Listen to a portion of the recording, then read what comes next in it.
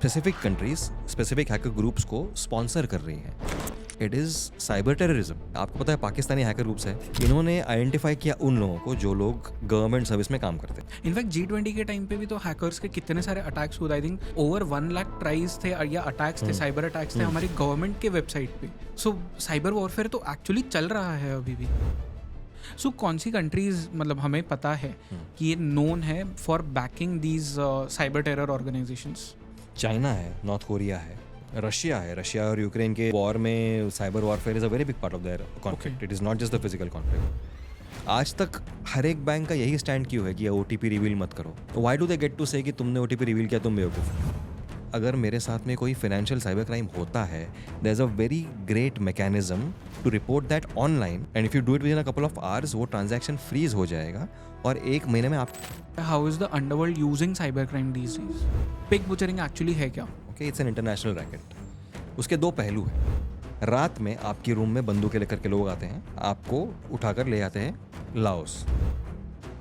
India समेत कई Asian देशों के ऐसे नौजवान हैं जिनको नौकरी की ज़रूरत है. वो लोग अपने CV जॉब सर्च वेबसाइट्स पे अपलोड करते हैं, उनको ये लोग कांटेक्ट करते हैं और वहाँ पर ऐसे बड़े बड़े गोडाउन्स में देयर आर स्वेट शॉप्स जहाँ पर आपको बिठा करके ये प्रोफाइल्स आपसे ऑपरेट करवाई जाती है. पैसे खोने वाला भी विक्टिम है, पर ये करने वाला भी एक victim. Pig butchering is the old term used for it, now it's cyber slavery. Right. आपने कभी यूज़ किया है डार्क वेब? नमस्ते, जय हिंद. मेरा नाम है जयेश गंगन और ये है द आवारा मुसाफिर शो, एक ऐसा पॉडकास्ट जहां हम बात करते हैं भारत के पास्ट, प्रेजेंट और फ्यूचर की. आज के इस पॉडकास्ट पे हम बात कर रहे हैं साइबर क्राइम और साइबर वॉर्स के बारे में. मेरे जो गेस्ट है ये इस पॉडकास्ट पे अपना सेकंड अपीयरेंस कर रहे हैं और इनका नाम है गौतम मेंगले जी. गौतम मेंगले जी एक सीनियर जर्नलिस्ट है और एक साइबर सिक्योरिटी एक्सपर्ट. आज के इस पॉडकास्ट पे वो आपको बताने वाले हैं कि किस तरह से साइबर क्राइम आज की दुनिया में हो रहे हैं, किस तरह से साइबर वॉरफेयर किया जा रहा है.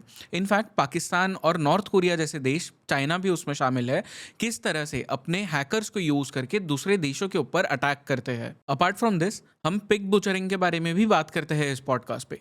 पिग बुचरिंग एक बहुत ही ज़्यादा इंटरेस्टिंग टर्म है. इसके नाम पे मत जाइए, ये बहुत एक अलग चीज़ है और साइबर क्राइम से रिलेटेड है. So without any further ado, let's start this podcast in 3, 2, 1.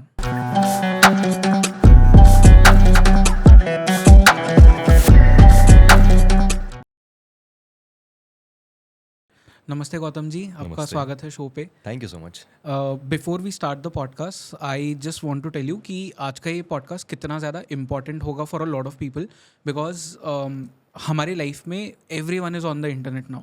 सबके सोशल मीडिया अकाउंट्स है, एक तरह से हर कोई आजकल इन्फ्लुएंसर ही है.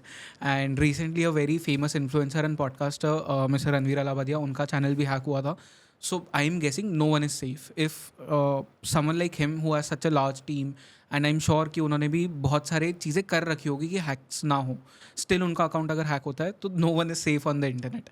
And a lot of things are happening with AI, deep fakes as well. तो इन सब की बात करेंगे and I hope so people will gather some information जिससे वो खुद को safeguard कर सके. I hope so. So firstly, welcome on the show. Thank you so much. Ji.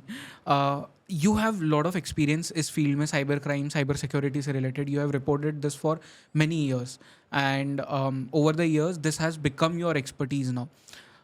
What is happening? मतलब साइबर क्राइम की दुनिया में अभी करंटली क्या चल रहा है? What are the new types of scams या किस तरह से हैक्स वगैरह हो रहे हैं? If you could give that gist. See, my main complaint has always been the fact that there are no new scams as such. There are only variations of the older ones. Right. And there are some cyber crimes that have been in existence for decades together, and we still don't know enough about it to save ourselves from falling prey to it. Anybody like me or like any other person out there who's trying to talk about awareness only keeps asking the same question ki, you know, there used to be a time when we used to see those spam emails in our Yahoo कि मैं Nigeria का राजकुमार हूँ और मुझे cancer हो गया है और मैं अपनी दौलत तुमको देना चाहता हूँ. Right. So we knew from that age that there are people using the internet to try to scam you. 2 days ago there was a case where these scammers called up a lady saying that their son or daughter has been caught in a sex scandal and हम एक inquiry बिठा रहे हैं तुम पे. The lady had a heart attack. We have let it get so serious because we as a system have not been proactive enough. We've only been reactive when it comes to awareness. And I mean, I know, ठीक है, the establishment or the government is overburdened, the monster is growing very fast, AI आ चुका है, it's a game changer for sure. But why do people not know something as simple as अगर मेरे साथ में कोई financial cyber crime होता है, there's a very great mechanism to report that online. And if you do it within a couple of hours, वो transaction freeze हो जाएगा और 1 महीने में आपको आपके पैसे वापस मिल जाएंगे. Okay. The people who come to me don't know this. I think if we focus only on aggressive awareness, that's half the battle won. True. हाँ.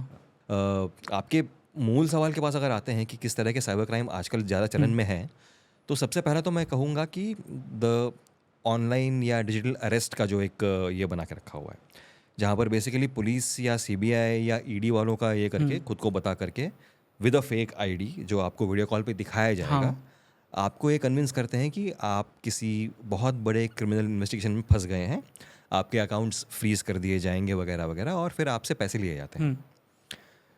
दूसरा है, उसे हम कहते हैं sextortion. Okay. It is basically extortion but using sexual methods. तो ये शुरू ऐसा हुआ था कि आपको फेसबुक पे एक रिक्वेस्ट आता है, प्रोफाइल किसी बहुत खूबसूरत महिला के नाम से है, आप एक्सेप्ट करते हैं, चैटिंग शुरू होती है, वीडियो कॉल शुरू होते हैं, जहाँ पर एक्चुअली कोई महिला एक्सप्लिसिट एक्शंस कर रही है और आपको भी लुभाया जाता है, आप भी वो करते हैं, आपकी रिकॉर्डिंग कैप्चर करके आपको ब्लैकमेल किया जा रहा है. फिर इनको ये पता चला कि वो सब करने की ज़रूरत नहीं है. अगर सिर्फ उस महिला को देखते हुए आपका चेहरा आ गया इन दी इनसेट, हाँ, वो भी आपको ब्लैकमेल करने के लिए काफ़ी है. करेक्ट. अब ये हो गया है कि आपके प्रोफाइल से आपकी तस्वीर लेकर AI का इस्तेमाल करके एक डीप फेक जनरेट करके आपको ब्लैकमेल किया जा रहा है, और वो आपके फैमिली मेम्बर्स को भेजा जाता है, उनसे पैसे मांगे जाते हैं. ऑल ऑफ दिस, ये सब कुछ अभी शुरू हो गया है. राइट. ये जो चाइनीज़ लोन ऐप्स होते हैं, उस केसेस में ये बहुत ज़्यादा होता है कि आपके जो इमेजेस है उनको वो डीप फेक्स वगैरह यूज़ करके दे क्रिएट, मतलब पोर्नोग्राफिक इमेजेस बना के आपको फिर ब्लैकमेल करते हैं. होता है, काफ़ी बार होता है. देयर आर RBI की वेबसाइट पे एक लिस्ट है कि जो RBI approved non banking financial institutions है जो आपको लोन दे रहे हैं और उनसे लोन लेना सेफ है, क्योंकि उन्होंने कुछ गाइडलाइंस पे साइन किया है कि हम ये करेंगे, ये नहीं करेंगे. उसके अलावा ऐसे बहुत सारे ऐप्स हैं जो आपको लोन दे देंगे because they have the money. उनके पास आपको टारगेट करने का अगर उनका गोल है तो इन्वेस्टमेंट के तौर पे उनके पास पैसे हैं आपको देने के लिए. ओके. उसके बाद असली खेल शुरू होता है जब वो आपको SMS पे या फ़ोन पे या WhatsApp पे ये कहते हैं कि तुम्हारी फ़ोटो हमारे पास है, हम उसको मुआफ़ कर रहे हैं, अब अगर तुमको तुम्हारा EMI 9,000 है तो तुम 18,000 दो. और इसकी जड़ या इसका मूल, इसकी वजह ये इतनी ही है कि उस ऐप को इंस्टॉल करते समय हम ये नहीं देख रहे हैं कि वो ऐप हमारे फ़ोन से कौन सी परमिशंस मांग रहा है. राइट. किसी भी लोन ऐप को आपकी फ़ोटो गैलरी को एक्सेस मिलने का कोई वजह ही नहीं है. ये किसी लॉजिक में बैठता ही नहीं है, पर हम वो सोच नहीं रहे हैं उस वक्त. मैं मानता हूँ हम बेबस हैं, हमें पैसों की ज़रूरत है, इसलिए हम देख के भी उसको अनदेखा करते हैं क्योंकि उस वक्त हमको पैसे मिल रहे हैं. करेक्ट. और इसी बेबसी का फ़ायदा उठाकर ये जो पूरा इकोसिस्टम है, इट इज़ थ्राइविंग. वो बहुत बहुत ज़्यादा बढ़ गया है अभी. ओके. आए दिन गूगल प्ले स्टोर या iOS पे रिपोर्ट्स जाती है इन ऐप्स की, फिर उनको निकाला जाता है, फिर वही ऐप एक अलग नाम और अलग कलर के लोगों से वापस आता है. ये चलता ही रहता है. इनफैक्ट आपका जो आज फ्री प्रेस जर्नल में जो आर्टिकल आया है उसमें you have also written about कि फेक गूगल प्ले स्टोर भी बन गया. बिल्कुल. तो ये किस तरह से होती है चीज़ें? ये जो स्कैम है ये एक क्लाउडसेक करके एक साइबर सिक्योरिटी एजेंसी है, उनकी रिसर्च में सामने आया था. क्लाउडसेक बेसिकली उन्होंने अपना एक फ्री टूल डेवलप किया है जिससे आप डीप फेक्स को पहचान सकें. उसका इस्तेमाल करके इन्होंने फेसबुक या इंस्टाग्राम या WhatsApp, they are all owned by Meta. Meta की एक ऐड लाइब्रेरी है. आप मेटा पे जितने एड्स दे रहे हो, मेटा का ये सिस्टम है कि आप अपनी ही पोस्ट को थोड़े पैसे दे करके ऐड बना सकते हो ताकि उसका विजिबिलिटी बूस्ट हो. राइट. जितने भी मेटा एड्स चलन में हैं उस सब की एक लाइब्रेरी है. उसको स्कैन किया, उसमें उनको विराट कोहली, मुकेश अंबानी, अनंत अंबानी, रायन रेनल्ड्स, इन सब के डीप फेक वीडियोज़ मिले. और ये सभी लोग प्रमोट कर रहे थे एक ऐप को जो दिखने में एक ऑनलाइन गेमिंग ऐप है. It is the Aviator principle. उसका प्रिंसिपल बहुत सिंपल है कि एक प्लेन है आपकी स्क्रीन पे, उसके टेक ऑफ के पहले आप उस पर पैसे लगा रहे हो, टेक ऑफ के बाद जितनी देर वो उड़ेगा उतने आपके प्रॉफिट्स बढ़ते जाएंगे. क्रैश होने से पहले आप विड्रॉ करते हैं तो आप जीत गए, विड्रॉ करने के पहले क्रैश हो गया तो आप पूरे पैसे हार गए. ओके. लेकिन ये रिग्ड होता है. like any online betting app has to go by the principle of random number generation, कि वो कहाँ क्रैश होगा ये रैंडमली ही डिसाइड होना चाहिए बाय द एल्गोरिथम. यहाँ पर ये मैनिपुलेट होता है राइट. और आप पैसे डालते जाते हो कि अगली बार जीतूंगा और आप सब हारते जाते हो. तो ऑफकोर्स रिग्ड गेम के ज़रिए करोड़ों रुपए बना रहे हैं, ये तो सीरियस बात है ही, लेकिन लीडिंग पब्लिक फिगर्स के डीप फेक वीडियोज़ इतने कन्विंसिंगली बन रहे हैं, ये उससे भी बड़ी बात है. राइट. क्योंकि इसका वर्किंग बहुत सिंपल है. ऐसा नहीं है कि इन स्कैमर्स ने कोई अपना ऐप डेवलप किया है या अपना डीप फेक टेक्नोलॉजी डेवलप किया है. टेलीग्राम पे बॉट्स अवेलेबल है, आप बस उसमें टारगेट का एक सैम्पल वीडियो अपलोड कीजिए, फिर उसको अपनी स्क्रिप्ट दीजिए कि मैं इससे ये कहलवाना चाहता हूँ, और वो आपको वो वीडियो दे देगा 500 रुपये के अंदर. ओके. इतना इजीली हो जाता है ये? इतना ईजी है, अभी बैठे बैठे हम कर सकते हैं. वो उतना ईजी है. उसका इस्तेमाल करके ये लोग हर रोज़ नया वीडियो जनरेट कर रहे हैं. अब फेसबुक या मेटा को रिपोर्ट जाती है कि ये डीप फेक है, तो वो वीडियो निकल जाता है, अगले दिन 3 वीडियो और आ जाते हैं, और ये होता रहता है, रहता है. इसकी कोई रोक नहीं है. बट इसको मतलब फिर तो ये बहुत ज़्यादा डेंजरस है, क्योंकि आप किसी भी सेलिब्रिटी को उसका डीप फेक जनरेट करके उससे कुछ भी बुलवा सकते हो, कुछ भी करवा सकते हो. एंड इतने सारे लोग हैं दुनिया में जो एक सेलिब्रिटी का ऐड देख के चीज़ें खरीद लेते हैं. तो अगर डीप फेक में वो कुछ और मतलब भड़काऊ चीज़ कोई बोल रहा है, लोग उसे भी मान लेंगे easily. So how do you stop this? ये सवाल है ना, हमको 10 साल पहले पूछना चाहिए था. ये टेक्नोलॉजी नई नहीं है, इसका इस तरह इस्तेमाल होना नया है. ये टेक्नोलॉजी बहुत पुरानी है. We had apps like FaceApp, हाँ, राइट. और रीफेस ऐप. राइट. वो क्या था? वो आपको ये ऑप्शन दे रहा था कि आप मैट्रिक्स के कियानो रीव्स के चेहरे पर अपना चेहरा रखकर खुद को नियो के तौर पर देखो और इंस्टा पे पोस्ट करो. ये टेक्नोलॉजी जब शुरू हुई तभी हमको ये सवाल पूछना चाहिए था कि कल को अगर किसी मैलिशियस एक्टर के हाथ में ये टेक्नोलॉजी पड़ती है, जो पड़ेगी ही पड़ेगी, क्यों नहीं पड़ेगी, एब्सोल्युटली, हाँ, तो उस वक्त हम क्या करेंगे? तो आज जो ये स्कैम आज बाहर आया है, उसकी अवेयरनेस हमको 10 साल पहले शुरू करनी चाहिए थी, पर हमने वो की नहीं है. राइट. अगेन उसका बेसिक प्रिंसिपल वही है, प्रोएक्टिव नहीं है, रिएक्टिव बहुत है. ओके. बट देन एक और चीज़ जो यहाँ पे आती है, क्योंकि बहुत सारे डीप फेक्स अब बन ही रहे हैं. आपने जैसे कहा कि वो पूरा फेसबुक एड्स लाइब्रेरी है, कोई भी जाके देखेगा पता चल जाएगा कि कितने डीप फेक है कितने नहीं है. ये लोग डिकोड कैसे करें कि क्या डीप फेक है क्या नहीं है? अभी जैसे कहा कि क्लाउडसेक का टूल आ गया था, आप उसका यूज़ कर सकते हैं. ऐसे और भी कुछ टूल्स अभी डेवलपमेंट में होंगे या बनेंगे, आएंगे. That is one thing. वो फिर भी एक टेक्निकल चीज़ है कि वो जिसको यूज़ करना आता है आता है. बट उससे सबसे बड़ा हथियार हमारे हाथ में है लॉजिक. ठीक है, हमको वो ऐड देके बस ये सोचना है कि अनंत अंबानी किसी ऑनलाइन बेटिंग ऐप को प्रमोट क्यों कर रहा है. अवेयरनेस का सबसे बड़ा प्रिंसिपल वो है, just rewire your own brain. हमने अभी तक ये, और इसमें किसी एक पार्टी की गलती नहीं है, पर हमारा वो परसेप्शन है कि अरे टीवी पे दिख रहा है तो सच होगा. राइट. इसी स्कैम में अगर आप देखते हैं, इन लोगों ने इन पब्लिक फिगर्स के अलावा बड़े बड़े इंडियन न्यूज़ चैनल्स के एंकर्स के भी डीपफेक्स बनाकर छोटी छोटी न्यूज़ क्लिप्स तैयार की है. राइट. हाँ. राइट. अब आज तक हम सोचते थे कि यार न्यूज़ पे आया तो सच होगा. अब हमको ये सोच बदलनी होगी कि न्यूज़ पे आया है ठीक है, लेकिन मुझे मालूम है कि डीप फेक्स भी एग्जिस्ट करते हैं, तो शायद ये सच नहीं होगा. Right. That is one. You know, अगर विराट कोहली आके कुछ ठीक है बोल देता है डीप फेक में, मैं एक बार वो लॉजिक लगा के सोच भी लूंगा कि ये नहीं हो सकता सच कि विराट कोहली क्यों बेटिंग ऐप को प्रमोट कर रहा है. बट जब न्यूज़ चैनल्स का वो क्लिप्स आता है, I as a journalist also sometimes think कि भाई ये न्यूज़ पे आ रहा है मतलब सही होगा, क्योंकि अगर न्यूज़ पे आ रहा है तो इट इज़ योर, वो आपका ब्रेन जो है वो सोचने पे आपको मजबूर कर देता है कि ये तो सच्ची होगा. एग्जैक्टली, क्योंकि हमने 10 साल पहले ये सोचा नहीं था. 10 साल पहले से अगर हम इसके डेंजरस इफ़ेक्ट्स को ज़्यादा पब्लिक में इसके बारे में बात करते तो आज हम ये नहीं सोचते. अभी भी तरीका है, अगर विराट कोहली का हम डीफेक देख रहे हैं, हमको लग रहा है कि ये सच है, somebody लाइक मी, मैं सिर्फ उसके ऑफिशियल इंस्टाग्राम पे जाकर देखूंगा, कहीं पर तो कुछ अनाउंसमेंट होगा कि उसने ये डील साइन किया है, या अगर ये लेजिटिमेटली उसने ये ऐड किया है तो उसके इंस्टाग्राम पे होगा ही होगा वो. अगर नहीं है तो मेरे लिए वो अलार्म बेल है. राइट. इसे हम कहते हैं जीरो ट्रस्ट पॉलिसी. किसी पे भरोसा मत करो, specially on the internet. Specially on the internet. अगर आप जानते हो कि इंटरनेट का यूज़ करके कुछ भी किया जा सकता है तो उस पर तो कतई भरोसा मत करो. उसके बावजूद अगर वो सच है, it will withstand your zero trust policy and it'll come out on the other side as a trustworthy Right. instance.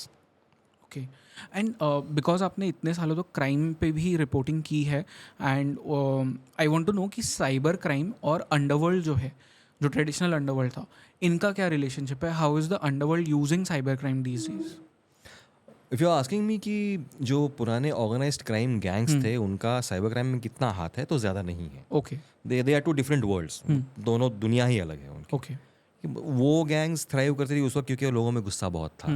नौकरियां नहीं थी, कुछ अमीरों की मोनोपोली थी.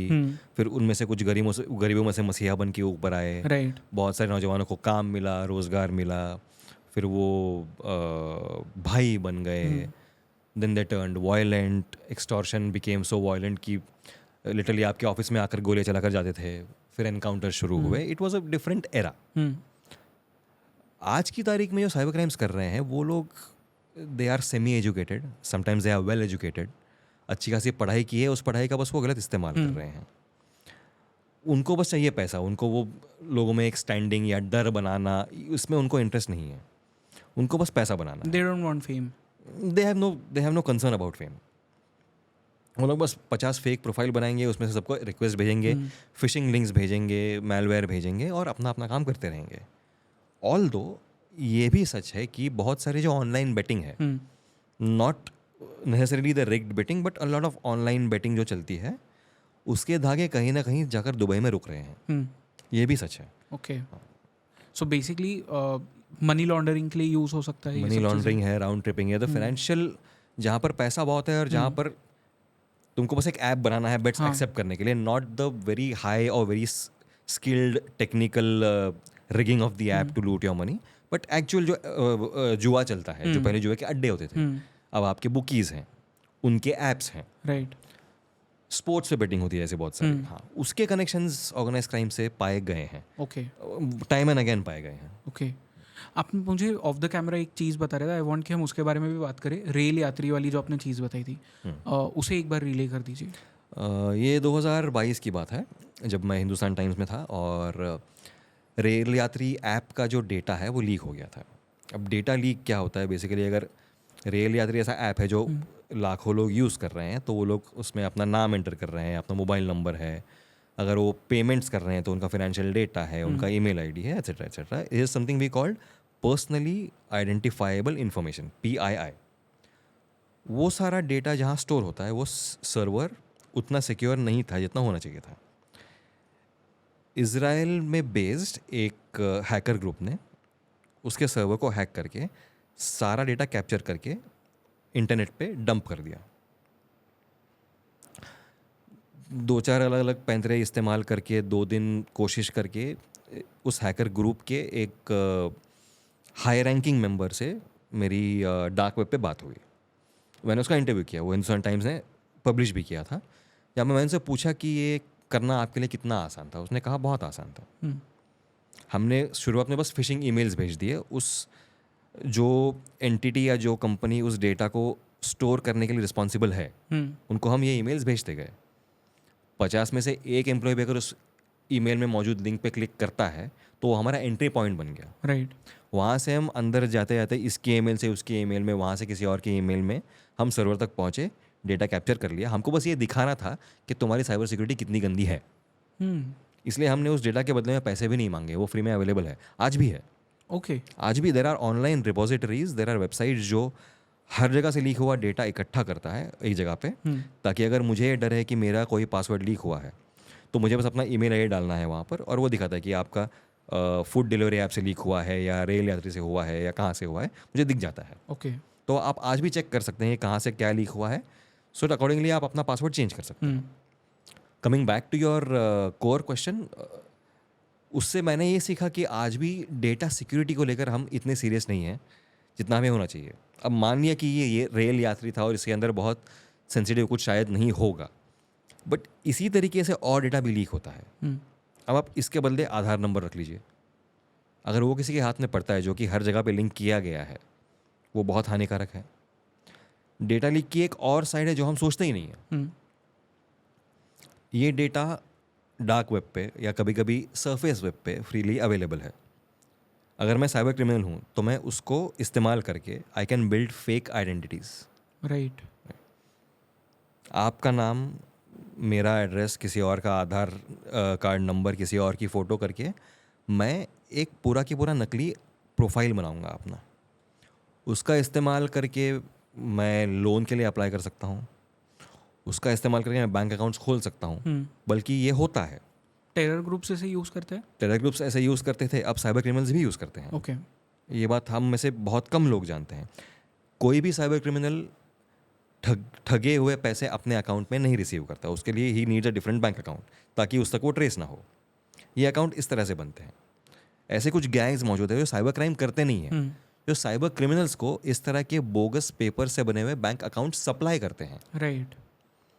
आपका और मेरा लीक हुआ डेटा का गलत इस्तेमाल करके अकाउंट्स बनते हैं, फिर उसके किट्स बनते हैं। उस बैंक अकाउंट का पासबुक, चेकबुक, डेबिट कार्ड, जिस मोबाइल नंबर से वो अकाउंट लिंक्ड है उसका सिम कार्ड, ये सब मिला के एक किट बनाई जाती है, उसकी कीमत लगाई जाती है। जिस बैंक का ट्रांजैक्शन लिमिट ज़्यादा है उसकी कीमत ज़्यादा है, जिसका कम है उसकी कम है, and they have a proper rate card. Okay. अब अगर मैं साइबर क्रिमिनल हूँ और मुझको I need to keep circulating through accounts, तो मैं उनसे बल्क में 50 अकाउंट खरीद लूँगा, 2 महीने उसका इस्तेमाल करूँगा, उनको डिस्कार्ड कर दूंगा और 50 खरीद लूँगा। और ये एक बहुत ही हेल्दी थ्राइविंग इकोसिस्टम है। इसी में एक और बात मैं यहाँ मेंशन करना ज़रूरी है कि ये लोग कितने ऑर्गेनाइज्ड है। जिस तरह एक गैंग सिर्फ अकाउंट सप्लाई करती है, इनका एक मॉड्यूल होता है जो सिर्फ दिन भर मोटर बाइक पे घूम घूम के एटीएम से पैसे विड्रॉ करता रहता है। ओके। तो आप अपने घर में बैठ के बस लोगों को फ़ोन कर रहे हो, उनको बेवकूफ़ बना रहे हो, उनके पैसे लूट रहे हो, और आपका आदमी वहाँ से हर 6 घंटे या हर 12 घंटे में वहाँ से विड्रॉ कर रहा है, कैश विड्रॉ कर रहा है। रात में आप बैठ के पैसे आपस में बांटते हैं, कल फिर सुबह शुरू। ओके। मतलब ये इतना ज़्यादा ऑर्गेनाइज्ड है कि हर लेवल पे उनकी चीज़ें चल रही है। ओके। एंड ये जो अगेन मतलब अंडरवर्ल्ड रिलेटेड क्वेश्चन है, crypto currencies. Underworld crypto currencies का यूज़ करता है? हाँ। किस चीज़ के लिए? Money laundering. क्रिप्टो करेंसी का सबसे बड़ा फ़ायदा क्या है कि उसको, बिकॉज वो ब्लॉकचेन टेक्नोलॉजी पर बेस्ड है, उसको ट्रेस करना मुश्किल है। ठीक है, especially if you are going the legal way, उसको मुश्किल है। तो आप INR में की हुई कमाई क्रिप्टो के थ्रू रन करके फिर USD में उसको विड्रॉ कर लो और आपका मनी लॉन्डर हो गया। इस महीने या पिछले महीने the myth of blockchain being the most secure technology, वो भी बस्ट हो चुका है। कैसे? वजीर एक्स के केस आपने सुना होगा। वजीर एक्स के जो क्रिप्टो वॉलेट्स है वो हैक हो गए और करोड़ों रुपए उनमें चुराए गए थे। ये लजारस ग्रुप ने किया था कहा जाता है। उसके बाद उसी तरीके से, एंड उसके अंदर भी अगर मैं गलत नहीं हूँ, there was some phishing involve for the initial access. Phishing links बेच के किसी एम्प्लॉय के ईमेल या अकाउंट के थ्रू ये करके फिर बहुत स्पेशलाइज्ड टेक्नोलॉजी का यूज़ करके उन क्रिप्टो वॉलेट्स से पैसा ट्रांसफ़र कर दिया गया अपने अकाउंट में। और इन सब के पीछे 4 से 5 केस हुए 2 हफ्तों के अंदर। उन सब के पीछे ऐसा कहा जा रहा है कि लाज़ारस ग्रुप का हाथ है। Lazarus group is a state sponsored hacker group, जिसका मतलब है कि जिस कंट्री से वो बिलोंग करते हैं या किसी भी एक कंट्री का उनको बैकिंग है। ये नॉर्थ कोरियन है? नॉर्थ कोरियन है। लाज़ारस ग्रुप के बारे में कहा जाता है कि it is a north Korean state sponsored hacker group, यानी उनको नॉर्थ कोरिया शय दे रहा है, सपोर्ट कर रहा है, प्रोटेक्ट कर रहा है। तो वो लोग, उसकी वजह से वो लोग किसी एवरेज हैकर ग्रुप या साइबर क्रिमिनल गैंग की तरह वो लोग उतने दबाव में नहीं है कि मुझे हर 6 महीने लोकेशन बदलना है या सर्वर चेंज करना है। वो वहाँ महफूज है और वो वहाँ बैठ के अपना काम कर रहे हैं। हम वजीर एक्स या किसी भी क्रिप्टो हैकिंग की तरफ अगर इतना ही देखेंगे कि हमारा पैसा सेफ नहीं है, तो ये गलत होगा। हमको ये भी देखना पड़ेगा कि specific countries specific hacker groups को स्पॉन्सर कर रही हैं। It is terrorism. Okay. It is cyber terrorism. It is very much here and we are not prepared for it. हम नॉर्थ कोरिया की बात कर रहे हो तो बहुत आगे हैं। आपको पता है पाकिस्तानी हैकर ग्रुप्स हैं जो इंडियंस को टारगेट कर रहे हैं, सालों से कर रहे हैं। ओके। कई सालों से कर रहे हैं। अच्छा। सेम वो लोग एक मैलवेयर बनाएंगे। A malware is basically a software designed with malicious intentions. नापाक इरादों से बनाया गया हुआ सॉफ्टवेयर, वो एक मैलवेयर है। उसे हम वायरस भी कहते थे। इन्होंने आइडेंटिफाई किया उन लोगों को जो लोग गवर्नमेंट सर्विस में काम करते हैं। फिर उन्होंने फिशिंग लिंक्स भेज के उनको ये मैलवेयर स्लिप करने की कोशिश की, राइट। जिसके थ्रू उनके ईमेल्स हैक करके, ऑफिशियल ईमेल्स हैक करके उसके अंदर मौजूद सेंसिटिव इन्फॉर्मेशन को चुराया जा सके। उसको कॉम्बैट करने के लिए इंडियन गवर्नमेंट ने लॉन्च किया कवच। कवच एक प्लेटफॉर्म था जो आपके ऑफिशियल ईमेल में लॉगिन करने के पहले आपको एक ओटीपी भेजता था। इन्होंने कवच का स्पूफ बना दिया, okay. And they tried to slip that into our phones. एक मैलवेयर को जब अभी 1-1.5 साल पहले जब ये वो मैलवेयर सामने आया, जब उसको एनालाइज किया गया, तब उसके जो सोर्स कोड में जो उसकी कोर फाइल्स थी, उनमें से एक का फाइल नेम था राबिया मुझे छोड़ दो .exe। ओके। राबिया मुझे छोड़ दो एक पाकिस्तान का बहुत ही वायरल वीडियो था कुछ साल पहले। उस एक आदमी है जो फ़ोन पे बात कर रहा है कि राबिया मुझे छोड़ दो, मैं तुम्हारे प्यार में पूरा पागल हो चुका हूँ, मजनू बन चुका हूँ। वो इतना वायरल हुआ कि उसको परेशान अंकल करके वो बंदा आदमी फेमस हो गया। उसके सपोर्ट में पाकिस्तानी नौजवान चौराहे पे खड़े होकर राबिया मुझे छोड़ दो के नारे लगा रहे थे। उसके वीडियोस वायरल हो रहे थे। उसका फाइल नेम इस फाइल को देना वाज अ ब्लेटेंट एडमिशन कि हाँ, हम पाकिस्तान से हैं और हम ये कर रहे हैं। जब तक हमको रियलाइज़ हुआ तब तक वी हैव नो आइडिया कितने अकाउंट्स हैक हो चुके थे, कॉम्प्रोमाइज़ हो चुके थे। राइट। ये है एक। दूसरा है सोशल मीडिया। मेटा का आप कभी ये देख लीजिएगा, दे हैव अ ऑफिशियल ब्लॉग जहाँ पर वो हर 3 महीने क्वार्टरली एक्शन रिपोर्ट अपलोड करते हैं फॉर एनीबडी टू सी। ये आपको मालूम था? नहीं, मुझे नहीं ये पता सबको था। मालूम होना चाहिए था। ओके। आइडियली हमारे अवेयरनेस में ये आना चाहिए था कि मेटा की क्वार्टरली एक्शन क्या होती है और वो हमारे लिए कितनी ज़रूरी है। उसमें सबका अकाउंट होता है, सबके डिटेल्स होते हैं। अच्छा। हमने कितने अकाउंट्स आइडेंटिफाई किए जो हनी ट्रैपिंग करने की कोशिश कर रहे थे, ओके। उनमें से कितने पाकिस्तान ट्रेस हुए, उनमें से कितने इंडियंस को टारगेट कर रहे थे, एवरीथिंग अच्छा, दिस इज मतलब वो मेटा सब डेटा देता सब है। देता है। ओके। ये कितने अकाउंट्स हमने सस्पेंड किए, कितने हमने टर्मिनेट किए, ये सब कुछ है वहाँ पे। हम खुद को एजुकेट तब करेंगे जब हमको मालूम होगा कि ये सब अवेलेबल है राइट। हमारे लिए पढ़ने के लिए। हमको मालूम ही नहीं है। और यहाँ पर गलती किसी एक की नहीं, ये सब की है। फेसबुक पे आप कभी देखिएगा, अगर आप सर्च करते हैं for stock market investment advice, you will see a lot of these paid ads. Again वही किसी एक फेमस फाइनेंशियल एडवाइजर का फोटो है, उस पर लिखा हुआ है कि ये मेरा फर्म है, आप ज्वाइन कर लो, आपको एडवाइस मिलेगा। आप क्लिक करते हो, एक व्हाट्सएप ग्रुप में ऐड होते हो, फिर वो इन्वेस्टमेंट स्कीम के नाम पे आपके पैसे निकालना शुरू होता है। राइट। जबकि असल में इन फाइनेंशियल एडवाइजर्स का उससे कोई कनेक्शन नहीं है। अब अगर मेटा जानता है कि उनके प्लेटफॉर्म पे ये हो रहा है, तो उनकी तरफ से मैं कोई भी पोस्ट या कोई भी एडवाइजरी क्यों नहीं देख रहा हूँ कि हमारे जैसे क्वार्टरली एक्शन रिपोर्ट्स हैं, आप पढ़ा करो, आप एजुकेट हो जाओगे। There is no effort on their part also. Is it negligence? It is much more dangerous than negligence. Negligence क्या होता है कि तुमको मालूम नहीं है और तुम वो सोच नहीं रहे हो। ये उससे कहीं ज़्यादा आगे है। साइबर एक्सपर्ट्स के लिए सबसे डरावना फ्रेज ये है कि big tech, all the technology giants follow their own foreign policy. Meta जैसी कंपनी यूएसए या इंडिया की फॉरेन पॉलिसी को रिकग्नाइज नहीं करता, उनका अपना फॉरेन पॉलिसी है। Okay. For a corporation to have their own foreign policy is the most dangerous thing you can think of. True. हाँ। राइट। तो अगर मैं एज द इंडियन गवर्नमेंट आपसे कह रहा हूँ कि आपके प्लेटफॉर्म को यूज़ करके साइबर क्राइम्स हो रहे हैं और हमको इन अकाउंट्स की डिटेल्स चाहिए, ये मेटा तय करेगा कि मुझे वो देने हैं नहीं। Okay. And they won't put enough effort into awareness. Right. आपको हमारा डेटा चाहिए, आप चाहते हैं कि हम आपका सोशल मीडिया प्लेटफॉर्म यूज़ करें, सॉरी, आप चाहते हैं कि हम आपका सोशल मीडिया प्लेटफॉर्म यूज़ करें, आप उसमें हमारा डेटा कैप्चर करेंगे। I don't have an option, अगर मुझे यूज़ करना है तो some data will be used by you, ये बाय डिफ़ॉल्ट उसके अंदर है। फिर ये सामने आता है कि आप वो डेटा बेच रहे हो to agencies which want to do research before an election. आपको उस तरह से यूज़ करना है। करेक्ट। पर जहाँ पर हमारी ऑनलाइन सिक्योरिटी की बात आती है, आपको कोऑपरेट नहीं करना है। Right. YouTube is a platform जहाँ पर like you can do crazy amount of great things, right. इसीलिए इनके इतने सेफगार्ड्स हैं, इनके इतने रूल्स हैं, anti piracy and anti plagiarism. YouTube का एक एल्गोरिदम है, आप कोई वीडियो जब अपलोड करते हो तो even as you are uploading it, उसके साथ में जो ऑडियो है वो आपका ओरिजिनल है या कहीं से चुराया हुआ है, वो चेक करता है। वो चेक करता है, रियल टाइम में करता है। हाँ but at the same time कोई terrorist group beheading video upload कर सकता है बिना किसी रोक के। ये नेग्लिजेंस नहीं है, ये मगरूरी है। राइट। तब उनको एक सोशल रिस्पॉन्सिबिलिटी का वो सेंस या तो है नहीं या हमको दिख नहीं रहा है।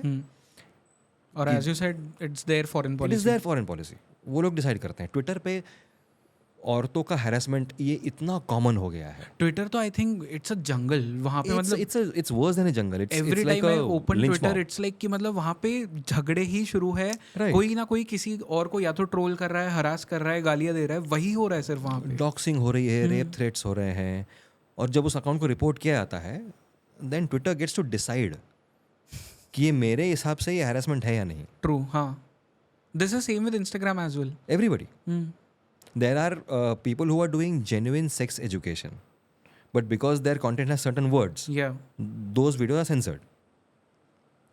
लेकिन कोई औरत अगर स्टैंड लेकर के if she is speaking against a issue like say marital rape, उसके कमेंट में 6 लोग उसको गाली दे सकते हैं, उसी कमेंट में 6 लोग उसको रेप थ्रेट दे सकते हैं। True. And then we have to report those comments and those accounts and Meta gets to decide. Yeah. This is actually true for, मतलब हमारा एक वीडियो था जिसमें हम 1993 बॉम्ब ब्लास्ट की बात कर रहे थे। अब वो यूट्यूब के I don't know why but this is a policy कि आप किसी भी ऐसे जहाँ पे वायलेंस हुआ हो उस इवेंट का आप नाम नहीं ले सकते। तो हमने क्योंकि 1993 बॉम्ब ब्लास्ट बोला तो उसने हमारा वीडियो फ्लैग कर दिया। एंड आई डोंट अंडरस्टैंड कि ये क्या पॉलिसी है। मतलब एट वन साइड जहाँ पे आप बिहेडिंग वीडियोस दिखा सकते हो विदाउट एनी फिल्टर्स, यहाँ पे आप मुझे जो एक टेरर क्राइम था उसको बताने से आप मुझे मना कर रहे हो। सो आई डोंट अंडरस्टैंड कि मतलब क्या चीज़ है ये। बिकॉज उन्होंने एक पॉलिसी बना दी और वो छोड़ दी वहीं पे। Ideally if I have a product और if I have a service जो दुनिया पूरी यूज़ कर रही है, मैं इसको अपनी जिम्मेदारी समझूंगा कि मैं उसको बार बार I should revisit that policy, fine tune it, amend it. हम लॉज में अमेंडमेंट क्यों करते हैं? 50 साल पहले एक कायदा था पर अब वो सूटेबल नहीं है हमारी आज की समाज के लिए, हम अमेंड कर रहे हैं। ट्रू। पॉलिसी का वैसा ही है या होना चाहिए। इनफैक्ट यूट्यूब को तो मतलब उसका जो पॉलिसीज है उसको सरपास करना बहुत ईजी है बिकॉज देयर पॉलिसी सेज कि फर्स्ट 30 सेकेंड्स में आप कुछ भी वायलेंट चीज़ के बारे में बात नहीं कर सकते। 30 सेकंड्स के बाद में अगर आपका वीडियो 30 मिनट लंबा है, आप पूरे 29 मिनट आप वही बात करिए वायलेंस का, वो चलेगा। लोग कितने वीडियोस हैं वहाँ पे। Exactly. See it is like saying, अब बैंक्स को लेकर मेरी शिकायत यही है, ठीक है, सालों से ये हो रहा है कि आपको फ़ोन आया, आपने OTP किसी को रिवील कर दिया या लिंक पे क्लिक कर दिया, या आपको फ़ोन आया कि आपका लाइट बिल आपने भरा नहीं है, पेंडिंग है, ब्लॉक हो जाएगा, ये लिंक पे क्लिक करो, OTP कैप्चर कर लिया। राइट। आज तक हर एक बैंक का यही स्टैंड क्यों है कि OTP रिवील मत करो? Why do they get to say कि तुमने OTP रिवील किया, तुम बेवकूफ़ हो? Not in those words but effectively उनका वही है कि सर वो आपने रिवील कर दिया, अब हम क्या करें, आप कंप्लेंट दे दो, हम देखते हैं। कम से कम 5 या 6 साल पहले मैंने आर्टिकल लिखा था एक ऐसे मैलवेयर के बारे में जो आपके फ़ोन में अगर घुसता है तो बाकी सब कुछ छोड़ के सिर्फ आपके बैंक से आने वाले SMS को इंटरसेप्ट करके आपका OTP पकड़ सकता है। ओके। मतलब ये उतने साल पहले कई लोग जानते हैं कि OTP is not Infallible, OTP is not the perfect security system. Right. और आज तक वही चलन में है और आप उसको डिफेंड कर रहे हो। ओके। आपने बीच में एक बात कही थी डार्क वेब की। डार्क वेब एक्चुअली होता क्या? मतलब मैंने बहुत बार सुना है कि डार्क वेब एक जगह है जो इंटरनेट पे ही है बट थोड़े वहाँ तक आपको पहुँचने के लिए कुछ सॉफ्टवेयर्स वगैरह होते हैं जो यूज़ करके आप वहाँ पहुँच सकते हो, एंड ऑल द नेगेटिव चीज़ें जो होती है, चाइल्ड पोर्नोग्राफी हो या इनफैक्ट स्लेव्स का ट्रेडिंग हो या क्रिप्टोज से रिलेटेड भी चीज़ें हो, सब वहाँ पे होता है। So what exactly is dark web? Internet के 3 लेयर्स होते हैं। एक है सरफेस वेब, जो आप और मैं अभी मैं फ़ोन अपना करके अगर गूगल क्रोम में यूज़ करता हूँ, दैट सरफेस वेब। कोई भी वेबसाइट जो आपको सर्च इंजन में दिखती है वो सरफेस वेब की वेबसाइट है। फिर है डीप वेब। ठीक है, डीप वेब क्या है? अगर आप अपने नेट बैंकिंग में लॉगिन कर रहे हो तो दैट स्पेस जहाँ पर आप वो पासवर्ड एंटर करते हो जो मैं नहीं देख सकता हूँ, वो डीप वेब है। It's 1 layer beneath a more secure form जहाँ पर आप गूगल करके नहीं ढूंढ पाओगे। उसके नीचे है डार्क वेब। डार्क वेब का सबसे बड़ा फ़ायदा है प्राइवेसी, इन द सेंस कि अगर लाजारस ग्रुप का डार्क वेब फोरम है तो मैं उसको गूगल पे सर्च नहीं कर सकता हूँ, मैं उसको क्रोम पे एक्सेस कर ही नहीं सकता हूँ. I need the Tor browser, okay. TOR, क्योंकि वो ब्राउज़र इस तरह से काम करता है कि वो आपका IP एड्रेस भी मास्क करता है, उसको टाइम टू टाइम बाउंस भी करता है, तो आपकी एनोनिमिटी गारंटीड है. इसके लिए डार्क वेब आप पे भरोसा करके आपको एंट्री दे रहा है. Dark web is the place जो डेवलप हुई थी कि जहाँ पर बहुत ज़्यादा गवर्नमेंट स्क्रूटिनी है या सैंक्शंस है, जहाँ पर फ्रीडम ऑफ स्पीच नहीं है, वहाँ पर इस्तेमाल करने के लिए for interpersonal communication. For example north Korea. For example north Korea. अब जाहिर सी बात है, अगर इतनी एनोनिमिटी मुझको मिल रही है तो सारे गलत काम मैं वहीं पे करूँगा. राइट. तो धीरे धीरे सारे हैकर ग्रुप्स के वहाँ पर फोरम्स बन गए, डिस्कशन फोरम्स जो होते हैं, chat forums. Today these forums are marketplaces. वो एक काला बाजार बन गया है जहाँ पर आपका डेटा या आपका चुराया हुआ पैसा या आपके हैक किए हुए फ़ोन का एक्सेस, आपके हैक किए हुए सोशल मीडिया अकाउंट का एक्सेस, उसका ख़रीदना बेचना चलता है. बोली लगाई जाती है कि मेरे पास 50,000 हैक्ड ट्विटर अकाउंट्स का एक्सेस है, कितना दोगे? तो ये चलता है. ऑफ कोर्स फिर वहाँ पर there is child sexual abuse material जो ट्रेड होता है, क्रिप्टो करेंसी की ट्रेडिंग होती है, एनीथिंग जो लीगल नहीं है और जो आप चाहते हैं कि आप सबकी निगाहों से छुपा कर करना चाहते हो, वो वहाँ पर होता है. तो that is a dark web. Dark web by itself is not a bad thing. उसका इस्तेमाल बुरे काम के लिए किया जा रहा है बिकॉज बाय डेफिनेशन वो आपको वो सिक्योरिटी दे रहा है. आपने कभी यूज़ किया है डार्क वेब? करता हूँ. It is so there is a legitimate practice called dark web threat monitoring, जो हर कोई करता है. जो जितनी भी साइबर सिक्योरिटी एजेंसीज हैं, जितने भी साइबर रिसर्च फर्म्स हैं, वो लोग डार्क वेब पे ही मौजूद होते हैं. वो देखना आते हैं कि हमारे लिए डार्क वेब पर थ्रेट्स कौन से मौजूद है. So we keep monitoring that. मैं भी करता हूँ, बहुत लोग करते हैं. What is the worst thing जो आपने डार्क वेब पे देखी है? यार ऐसा कुछ नहीं है. हर बार मैं जाता हूँ I see something worse than the previous one. कोई एग्जांपल दे सकते हो? There are child pornography rings, there are. अरे आप dark web like you are thinking in terms of like you know a very 3 URL पे जा कर के चौथे पे पहुँचा हूँ. आप टेलीग्राम ओपन कर लो. Telegram by default use the same security जो डार्क वेब देता है. टेलीग्राम पे ऐसे चैनल्स मौजूद है जहाँ पर चाइल्ड पोर्नोग्राफी के वीडियोस ट्रेड होते हैं. टेलीग्राम पे वो बॉट्स मौजूद है जहाँ पर आप किसी के डीप फेक्स जनरेट कर सकते हो. देयर आर हर एक हैकर ग्रुप का एक टेलीग्राम चैनल है. तो ऐसा नहीं है कि अगर मुझको देखना है कि लाजारस ग्रुप का अभी तक का कितना उन्होंने डेटा कैप्चर किया है, मैं उनके टेलीग्राम में घुस के देख सकता हूँ. पैंडेमिक के वक्त की बात है. I was self employed. At that time I was running a website called Sai spy India. वो मैंने और मेरे मेंटोर हुसैन जैदी हमने शुरू की थी, जिसका पर्पज़ ये था कि सिंपल शब्दों में साइबर क्राइम की खबरें लिखना. मुंबई साइबर का एक केस था उस वक्त. एक 12वीं कक्षा का लड़का था. कॉफ़ी शॉप के कार्ड होते हैं डेबिट कार्ड की तरह, वो उसमें आप बैलेंस लोड करते हो और वो स्वाइप करते हो. इसने टेलीग्राम के थ्रू डार्क वेब को एक्सेस करके हैकर ग्रुप से कांटेक्ट करके कार्ड क्लोनिंग सीख लिया. क्लास 12 स्टूडेंट, थाने में रहने वाला. उसका इस्तेमाल करके उसने वो गिफ्ट कार्ड्स क्लोन करना शुरू कर दिया. उसे कुछ नहीं चाहिए था. He just wanted to be the cool guy of the group जो सबको ट्रीट देता है. इसके लिए उसने ये सब सीखा. वो सीख पाया, वो कर भी पाया. और जब उस कॉफ़ी शॉप चेन के कस्टमर्स कॉल करने लग गए कि यार मेरे नाम पे रजिस्टर्ड कार्ड है और ये हो रहा है, तब जाके मालूम पड़ा कि ये करने वाला ये बच्चा है. आज ये बहुत ज़्यादा एडवांस्ड हो गया है, बहुत ज़्यादा आसान हो गया है. सो बेसिकली टेलीग्राम इज मतलब इक्वल ही है, इक्विवेलेंट ही है डार्क वेब का. टेलीग्राम के फाउंडर को अरेस्ट किया था उसी लिए. Certain nations wanted him to share some data कि टेलीग्राम के थ्रू कुछ इलीगल एक्टिविटीज़ की जा रही थी, like child pornography, which is a very very serious threat. आज की तारीख में मतलब ये इतना सीरियस है कि लिटरली इंस्टाग्राम पे आपके बच्चों को ऐड करके उनको ग्रूम किया जाता है. अब उनको मालूम भी नहीं कि उन्हें क्या हो रहा है. वो लोग इंस्टाग्राम यूज़ कर रहे हैं अपनी डेली एक्टिविटीज़ के बारे में पोस्ट करने के लिए. किसी एक फेक अकाउंट से उनको ये आता है, उनको लगता है कि ये मेरी उम्र की लड़की है, दोस्ती होती है. फिर वो कहती है एक काम करो, ऐसी एक फ़ोटो अपलोड करो, मस्त लगेगा. But that is something which arouses the perverts, उसकी कीमत है डार्क वेब पे। ओके। एक स्पेसिफिक पोज में, एक स्पेसिफिक मेकअप में किसी 9 साल की 10 साल की बच्ची या बच्चे को देखना, इससे किसी को ग्रेटिफिकेशन मिलता है। तो आप उनको इंस्टाग्राम पे ग्रूम कर रहे हो, उनकी फोटोज़ को डार्क वेब पे बेच रहे हो।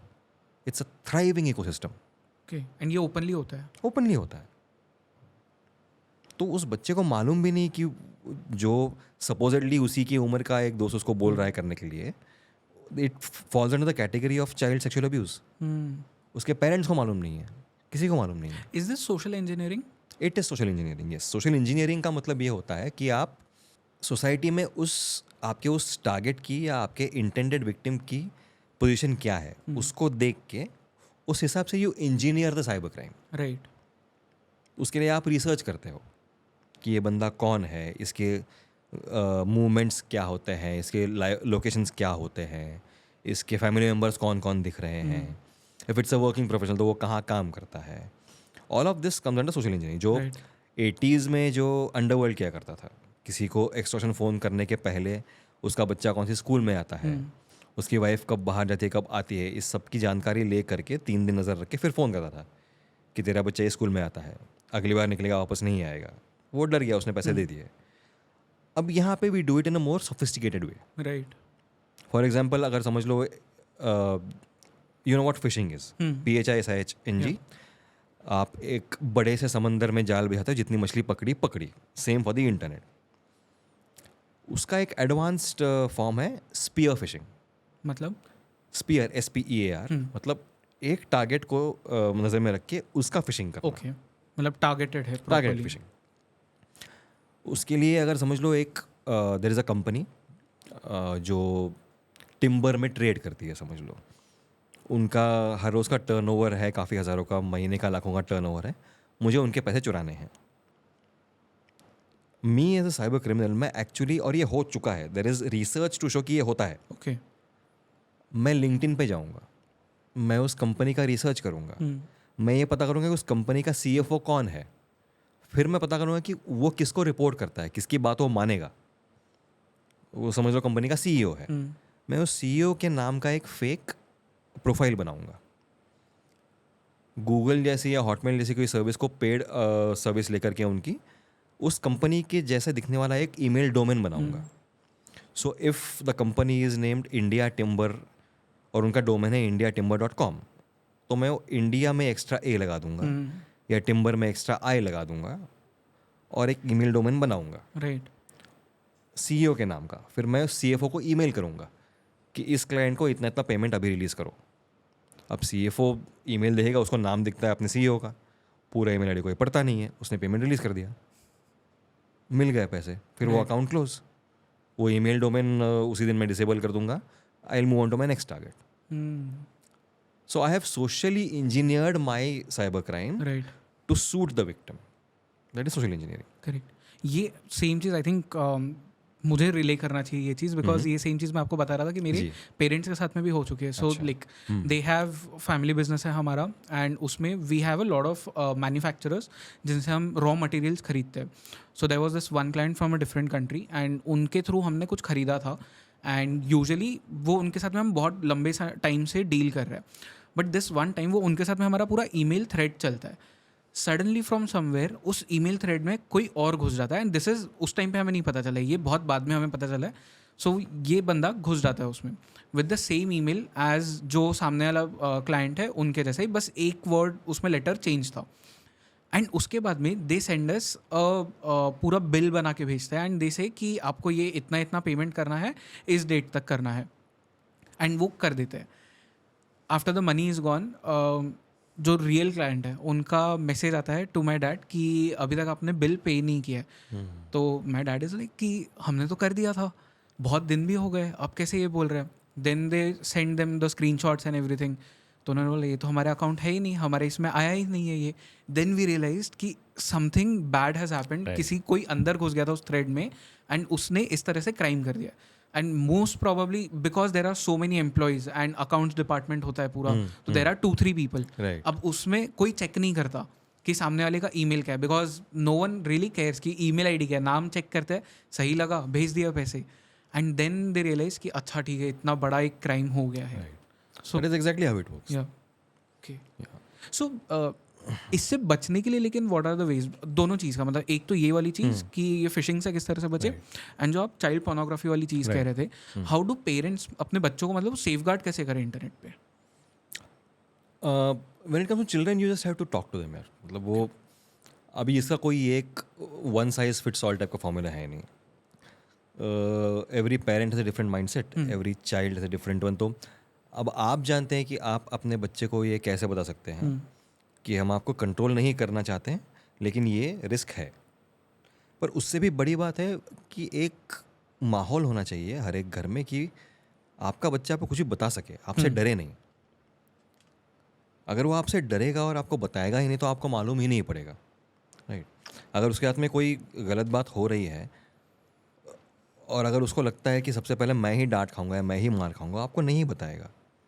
तो सबसे पहले ये चाइल्ड पोर्नोग्राफी हो, चाइल्ड ग्रूमिंग हो या बड़े से बड़े साइबर क्राइम हो, हमारा सबसे बड़ा दुश्मन आज की तारीख में ये है कि we tend to blame the victim. Right.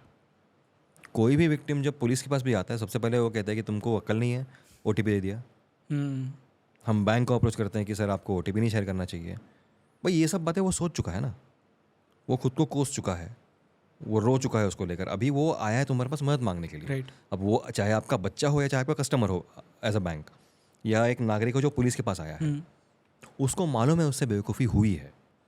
लेकिन जब तक हर एक लेवल पे वो सिस्टम नहीं बनेगा जहाँ पर विक्टिम नहीं डरेगा, तब तक इसमें चेंज नहीं आएगा. सबसे पहला, it can be a cyber crime, it can be a physical crime. मैंने 16 साल क्राइम रिपोर्टिंग की है, मैंने ये देखा है एनी सिस्टम जहाँ पर क्राइम करने वाला नहीं डरता पर विक्टिम डरता है, वहाँ पर क्राइम्स होते रहेंगे. वो माहौल पहले तैयार कीजिए जहाँ पर कोई ये ना सोचे कि यार पुलिस के बजाकर फ़ायदा क्या है. उनको ये सोचना, उनकी सोच में ये सबसे पहले आना चाहिए कि नहीं हुआ है, चलो हो गया, मैं कंप्लेंट करता हूँ. And secondly, focus equally on the combative measures. एक तो है प्रिवेंटिव मेजर्स, ठीक है, आप प्रिवेंटिव मेजर्स सारे ले रहे हो, फिर भी हो गया तो फिर क्या कर सकता हूँ मैं. राइट. इसकी अवेयरनेस इतनी कम है लोगों में. www.cybercrime.gov.in, ठीक है, it is a national cyber crime reporting portal. मेरे पास जितने लोग आते हैं हेल्प के लिए, उनमें से 85% लोगों को ये मालूम ही नहीं होता है कि ऐसा वेबसाइट एग्जिस्ट करता है. तो जाहिर सी बात है उनको ये भी नहीं मालूम कि अगर फिनेंशियल साइबर क्राइम होने के 1-2 घंटे के अंदर आप कंप्लेंट वहाँ पर जाके ऑनलाइन करते हैं, राइट. विदाउट गोइंग एनीवेयर, किसी के पीछे भागना नहीं है, हाथ पैर पड़ने नहीं है, जाकर के बस एंटर करना है कंप्लेंट ऑनलाइन, वो ट्रांजैक्शन फ्रीज हो जाएगा, ताकि वो साइबर क्रिमिनल उस पैसे को विड्रॉ नहीं कर पाएगा. फिर कंसर्न बैंक्स को लीगली आप प्रूव करते हैं कि एक क्राइम हुआ है, वो ट्रांजैक्शन रिवर्स होता है, आपको आपके पैसे वापस मिलते हैं. ऐसे जितने केस मैंने हैंडल किए हैं उनमें से 90% लोगों को पैसे वापस मिले हैं. एनुअल बेसिस पे the Indian cyber law enforcement machinery recovers lakhs of rupees like this. Okay. पर किसी को ये मालूम ही नहीं है, ना नो आइडिया. अवेयरनेस क्यों नहीं है? मतलब गवर्नमेंट की तरफ से भी इसके बारे में अवेयरनेस फैलाने के लिए भी कोई इनिशिएटिव्स क्यों नहीं है? मुझे इनिशिएटिव्स दिख रहे हैं, लेकिन मुझे इनिशिएटिव्स में एफर्ट कम दिख रहा है. हाँ. ठीक है, आप अगर समझ लो किसी एक पुलिस फोर्स की वेबसाइट पे जा रहे हो, तो October is cyber awareness month और वो उसका हैशटैग यूज करके, I didn't even know this. Exactly my point. Okay. तो उसका हैशटैग यूज़ करके ये हो रहा है कि OTP शेयर मत कीजिए, लिंक पे क्लिक मत कीजिए. लेकिन अगर समझ लो मेरे घर में 80 की उम्र के माँ बाप है जो ट्विटर यूज़ नहीं कर रहे हैं, तो फिर उनके पास तुम्हारा ये अवेयरनेस पहुँच ही नहीं रहा है. राइट. मतलब मुझ तक ही नहीं पहुँच रहा है तो उन तक तो बहुत देर बाद पहुँचेगा या कभी पहुँचे ही नहीं शायद. एग्जैक्टली. तो फिर ये सवाल आता है कि भाई हम क्या करें. हम ट्विटर यूज़ नहीं करते हैं, हम रेडियो नहीं सुनते हैं, हम टीवी पे 2 प्रोग्राम देखते हैं फिर हम बंद कर देते हैं. हम फेसबुक देखते हैं पर Facebook is not showing me the content which I need to see. There has to be a, सबकी तरफ से एफर्ट होना चाहिए. ये जो कॉम्प्लेसेंसी है ना कि हमने कर दिया भाई, हमने ट्वीट कर दिया, हम जानते हैं नहीं इससे नहीं फ़ायदा हो रहा है, अब इससे आगे बढ़ो. बट आपको लगता है India is ready to deal with cyber crimes? Cyber security हमारी उतनी है, कैपेबिलिटीज़? टैलेंट बहुत है साइबर सिक्योरिटी में, आज की तारीख में टैलेंट बहुत है. मैं ऐसे ऐसे एथिकल हैकर्स के इंटरव्यू कर चुका हूँ जो लोग 12वीं पास होने के बाद या अपने डिग्री कॉलेज के बीच में उन्होंने खुद सीखा, आज वो लोग बड़े बड़े वेबसाइट्स में वल्नरेबिलिटीज़ ढूंढते हैं, उनको रिपोर्ट करते हैं, and they are very well established ethical hackers. उनकी शिकायत ये है कि क्योंकि हमारे पास फॉर्मल सर्टिफिकेशन नहीं है और वो सर्टिफिकेट कोर्स बहुत महंगा है, तो हम जब ईमेल करते हैं कि तुम्हारे सिस्टम में ये फॉल्ट है, हमको रिप्लाई ही नहीं करते हैं। Okay.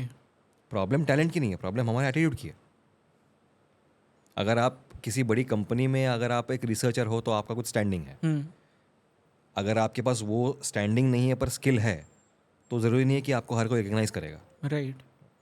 The gap lies over here. System का फॉल्ट। सिस्टम का फॉल्ट है, because we are not that, we don't seem to be that serious. India ready है या नहीं? इंडिया को रेडी होना पड़ेगा, क्योंकि पैसे जा रहे हैं लोगों के, डेटा चोरी हो रहा है, फोटोज मॉफ हो रहे हैं। Cyber warfare is something Cyber warfare is आ going. सकता है कभी भी। अभी 3 साल पहले अगर पाकिस्तान एक मैलवेयर डेवलप करता है और इतना ब्लेटेंटली उसका ये कर रहा है, कोड लिख रहा है कि राबिया मुझे छोड़ दो .exe, वो हंस रहे हैं हम पे यार। इनफैक्ट G20 के टाइम पे भी तो हैकर्स के कितने सारे अटैक्स हुए। I think there was a statement from someone from the government, मुझे एग्जैक्टली याद नहीं है, बट ओवर 1 लाख ट्राइज थे या अटैक्स थे, साइबर अटैक्स थे हमारी गवर्नमेंट के वेबसाइट पे। सो साइबर वॉरफेयर तो एक्चुअली चल रहा है अभी भी। किसको मालूम है? हम यहाँ साइबर क्राइम की अभी तक बात करें, साइबर सिक्योरिटी क्या होती है किसको मालूम है? हाउ मेनी पीपल, अगर हम दोनों जाके सड़क पे खड़े होते हैं और 50 लोगों को रोक के पूछते हैं कि बॉटनेट क्या होता है? Nobody, I my self don't know कि क्या है। Botnet is a network of bots. ठीक है, मैं एक हैकर हूँ, मैं आपको फिशिंग लिंक भेज रहा हूँ, आप उस पर क्लिक करते हो गलती से और आपके फ़ोन के अंदर या आपके कंप्यूटर के अंदर मेरा वो मैलवेयर आ गया। अब उस मैलवेयर ने ना आपका पैसा चुराया है, ना आपका डेटा लीक किया है, वो कहीं डिटेक्ट नहीं हुआ है। अगर कुछ आपका गया ही नहीं तो आपको मालूम ही नहीं कुछ हुआ है। It is dormant inside your phone और योर कंप्यूटर। ऐसे करके मैं 1 साल 2 साल पेशेंटली लिंक्स सबको भेज के मैंने 5 लाख डिवाइसेस इकट्ठा किए जिसमें मेरा मैलवेयर मौजूद है। और वो अगर मैं चाहूँ तो रिमोटली मैं आपके डिवाइस को कंट्रोल कर सकता हूँ। It means your device has become a bot right in my control. उन सारे बॉट्स का जो नेटवर्क है इस कॉल्ड अ बॉटनेट। अब इसका यूज़ क्या होता है? समझ लीजिए एक सेलफोन सर्विस प्रोवाइडर है, सिम कार्ड सर्विस प्रोवाइडर है, ठीक है। एक समझ लो एक ट्रक है, ट्रक की कैपेसिटी है 10 टन उठाना। उस पर मैं अगर 100 टन रखता हूँ तो वो ट्रक वहीं पर डिस्ट्रॉय हो जाएगा, बंद पड़ जाएगा, वो तहस नहस हो जाएगा। ये सेम एनालॉजी अप्लाई कीजिए किसी बड़े सेलुलर सर्विस प्रोवाइडर के सर्वर को। उसकी कैपेसिटी है to handle 100 hits per minute for example. 1 minute में 100 लोग अगर उसके सर्वर को हिट कर रहे हैं किसी भी तरह से, वेबसाइट खोल के या ये यूज़ करके, वो चल सकता है। मेरे पास 5 लाख डिवाइस है, मैं 1 ही मिनट में 5 लाख हिट्स अगर भेजता हूँ, सर्वर क्रैश। जब तक वो रिस्टोर नहीं होता तब तक मेरे करोड़ों कस्टमर्स को मेरी सर्विस नहीं मिलेगी। उनका भी नुकसान है, मेरा भी नुकसान है। It's called a distributed denial of service attack, DDoS जिसे कहते हैं। तो ऐसे बहुत सारे बड़े बड़े बॉटनेट आज भी मौजूद हैं। मेरा ये बॉटनेट को क्रिएट करने वाले लोग अरेस्ट हो गए थे, उसका सोर्स कोड अभी भी इवॉल्व हो रहा है, तो अभी भी बॉट्स बना रहा है। अच्छा, it's still in circulation. Okay. And this could be used at any time cyber warfare के लिए, फॉर एनी पर्पस। हम सेल्युलर सर्विस प्रोवाइडर, इसको आप समझ लिए रेलवे के सर्वर को अगर हमने क्रैश कर दिया, इंडियन रेलवेज का या फिर only central railways in Mumbai समझ लो, क्रैश हो गया तो शहर रुक जाएगा। करेक्ट। हमारे तो पावर ग्रिड के ऊपर अटैक हुआ भी है ना ये। देयर वाज एन इंस्टेंस जहाँ पर पावर ग्रिड फेलियर्स हुए थे, और एक थियरी है कि वो चाइना बैक अटैक था, बट उसके बारे में इंफॉर्मेशन बहुत कम है। Like there is a very little information available for people outside that system to infer कि वो एग्जैक्टली क्या हुआ क्या था पर उसमें। सी फॉर श्योर हमको इतना मालूम है कि बहुत सारे पावर फेलियर्स हुए थे, ठीक है। जो पैटर्न है उससे हम ये कह सकते हैं कि मे बी उस पर डीडोस अटैक हुआ था। बट अगेन काफ़ी सारे देशों में ये पॉलिसी होती है कि अगर कोई इंसिडेंट होता है, जिस तरह माइक्रोसॉफ्ट का इंसिडेंट हुआ अभी पिछले महीने, उन्होंने उसका जो पोस्टमार्टम एनालिसिस करते हैं वो डिस्क्लोज किया कि भाई ये इशू हुआ था। हमने ये सबक सीखा है. इन दिस केस वो हुआ ही नहीं, सो वी डोंट नो कि एग्जैक्टली क्या हुआ था, उससे हमको सबक क्या सीखने चाहिए और प्रिकॉशन क्या लेनी चाहिए. We don't have transparency, we don't have accountability, we don't have proactivity. जो भी एज अ सिस्टम हमको करना चाहिए हम नहीं कर रहे हैं. सो बेसिकली अगर आपके पावर ग्रिड पे अटैक होता है, इसका मतलब क्या है एग्जैक्टली? इसका मतलब ये है कि एक तो there is some hacker group out there जिसके पास में उतने डिवाइसेस हैं, उतने बॉट्स हैं जिससे वो कर सकता है. यानी आपके दुश्मन के पास एक पूरी आर्मी है. Secondly they have figured out how to hit your server. Thirdly, by default, it is a hostile country. It means cyber terrorism is at your doorstep. तो इसका सीधा मतलब ये होता है कि जागो, राइट. जाग जाओ. अच्छा, ये तो हमको अभी हमने यहाँ तक सोचा भी नहीं है कि हम यहाँ पर मैलवेयर की बात कर रहे हैं. एक बहुत ही डेंजरस टाइप का मैलवेयर होता है रैंसमवेयर. आपकी कंपनी के सर्वर में मैलवेयर स्लिप करके मैं आपका पूरा डेटा कैप्चर करता हूँ राइट. और मैं आपसे रैंसम मांगता हूँ, फिरौती मांगता हूँ. आई थिंक ये किसी क्रेडिट कार्ड कंपनी के साथ हुआ था. ये एक बहुत फेमस इलेक्ट्रिसिटी सप्लायर के हाथ में हुआ था. ओके. उनका डेटा पूरा कैप्चर कर लिया गया, रैंसम मांगा गया, नेगोशिएशंस फेल हो गए और फेल हुए इसके लिए वो पूरा डेटा ओपन वेब पे डंप कर दिया गया. अच्छा. सीईओ की सैलरी स्लिप से लेकर उनके नए पावर ग्रिड्स के diagrams, okay. Everybody including me could see that right. on the official blog of the hacker group. They had a blog. They had a blog. They had a blog. Okay, now I'll tell you something even crazier. Yeah. Malware, ransomware. There is something called the command and control server. Command and control is basically आपके phone में या PC में malware जाने के बाद में उसे control करने के जो कमांड्स देता है या जो डेटा आप चुरा रहे हो वो जो रिसीव करता है वो सर्वर जो मैं ऑपरेट करता हूँ. C2 कहते हैं उसे, C2 सर्वर. ये सब कुछ डार्क वेब पे एज अ सर्विस अवेलेबल है. Okay. So there is a legitimate concept called software as a service, SaaS. It's an industry now. Dark web has malware as a service. Okay. It has ransomware as a service. It has C2 as a service. मतलब basically आपके पास सिर्फ पैसे होने चाहिए. आप एक hacker group से उनका malware किराए पे ले सकते हो.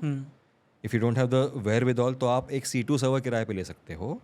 आपको अगर किसी कंपनी को रैंसमवेयर टारगेट करना है तो आप वो रैंसमवेयर किराए पे ले सकते हो. ओके. उन्हीं के लोग आपके लिए नेगोशिएशन हैंडल करेंगे, एक कट लेंगे और आपको पैसा देंगे. डैम. ओके. आपको सिर्फ बैठ के पैसा लगाना है उसके अंदर. और ये बहुत किस्मत की बात है कि जो हमारा एवरेज साइबर क्रिमिनल है उसको अभी तक ये कॉन्सेप्ट समझ में नहीं आया है. बट इट इज ओनली मतलब वक्त इट्स अ की मैटर बात ऑफ है. टाइम. अभी matter जो of time. आदमी आपको व्हाट्सएप पे ये कह रहा है कि मुझे पैसे की सख्त ज़रूरत है, मुझे अभी के लिए 15,000 दे दो, मैं कल तक लौटा दूंगा. आप पैसे देते हो और वो गायब होता है.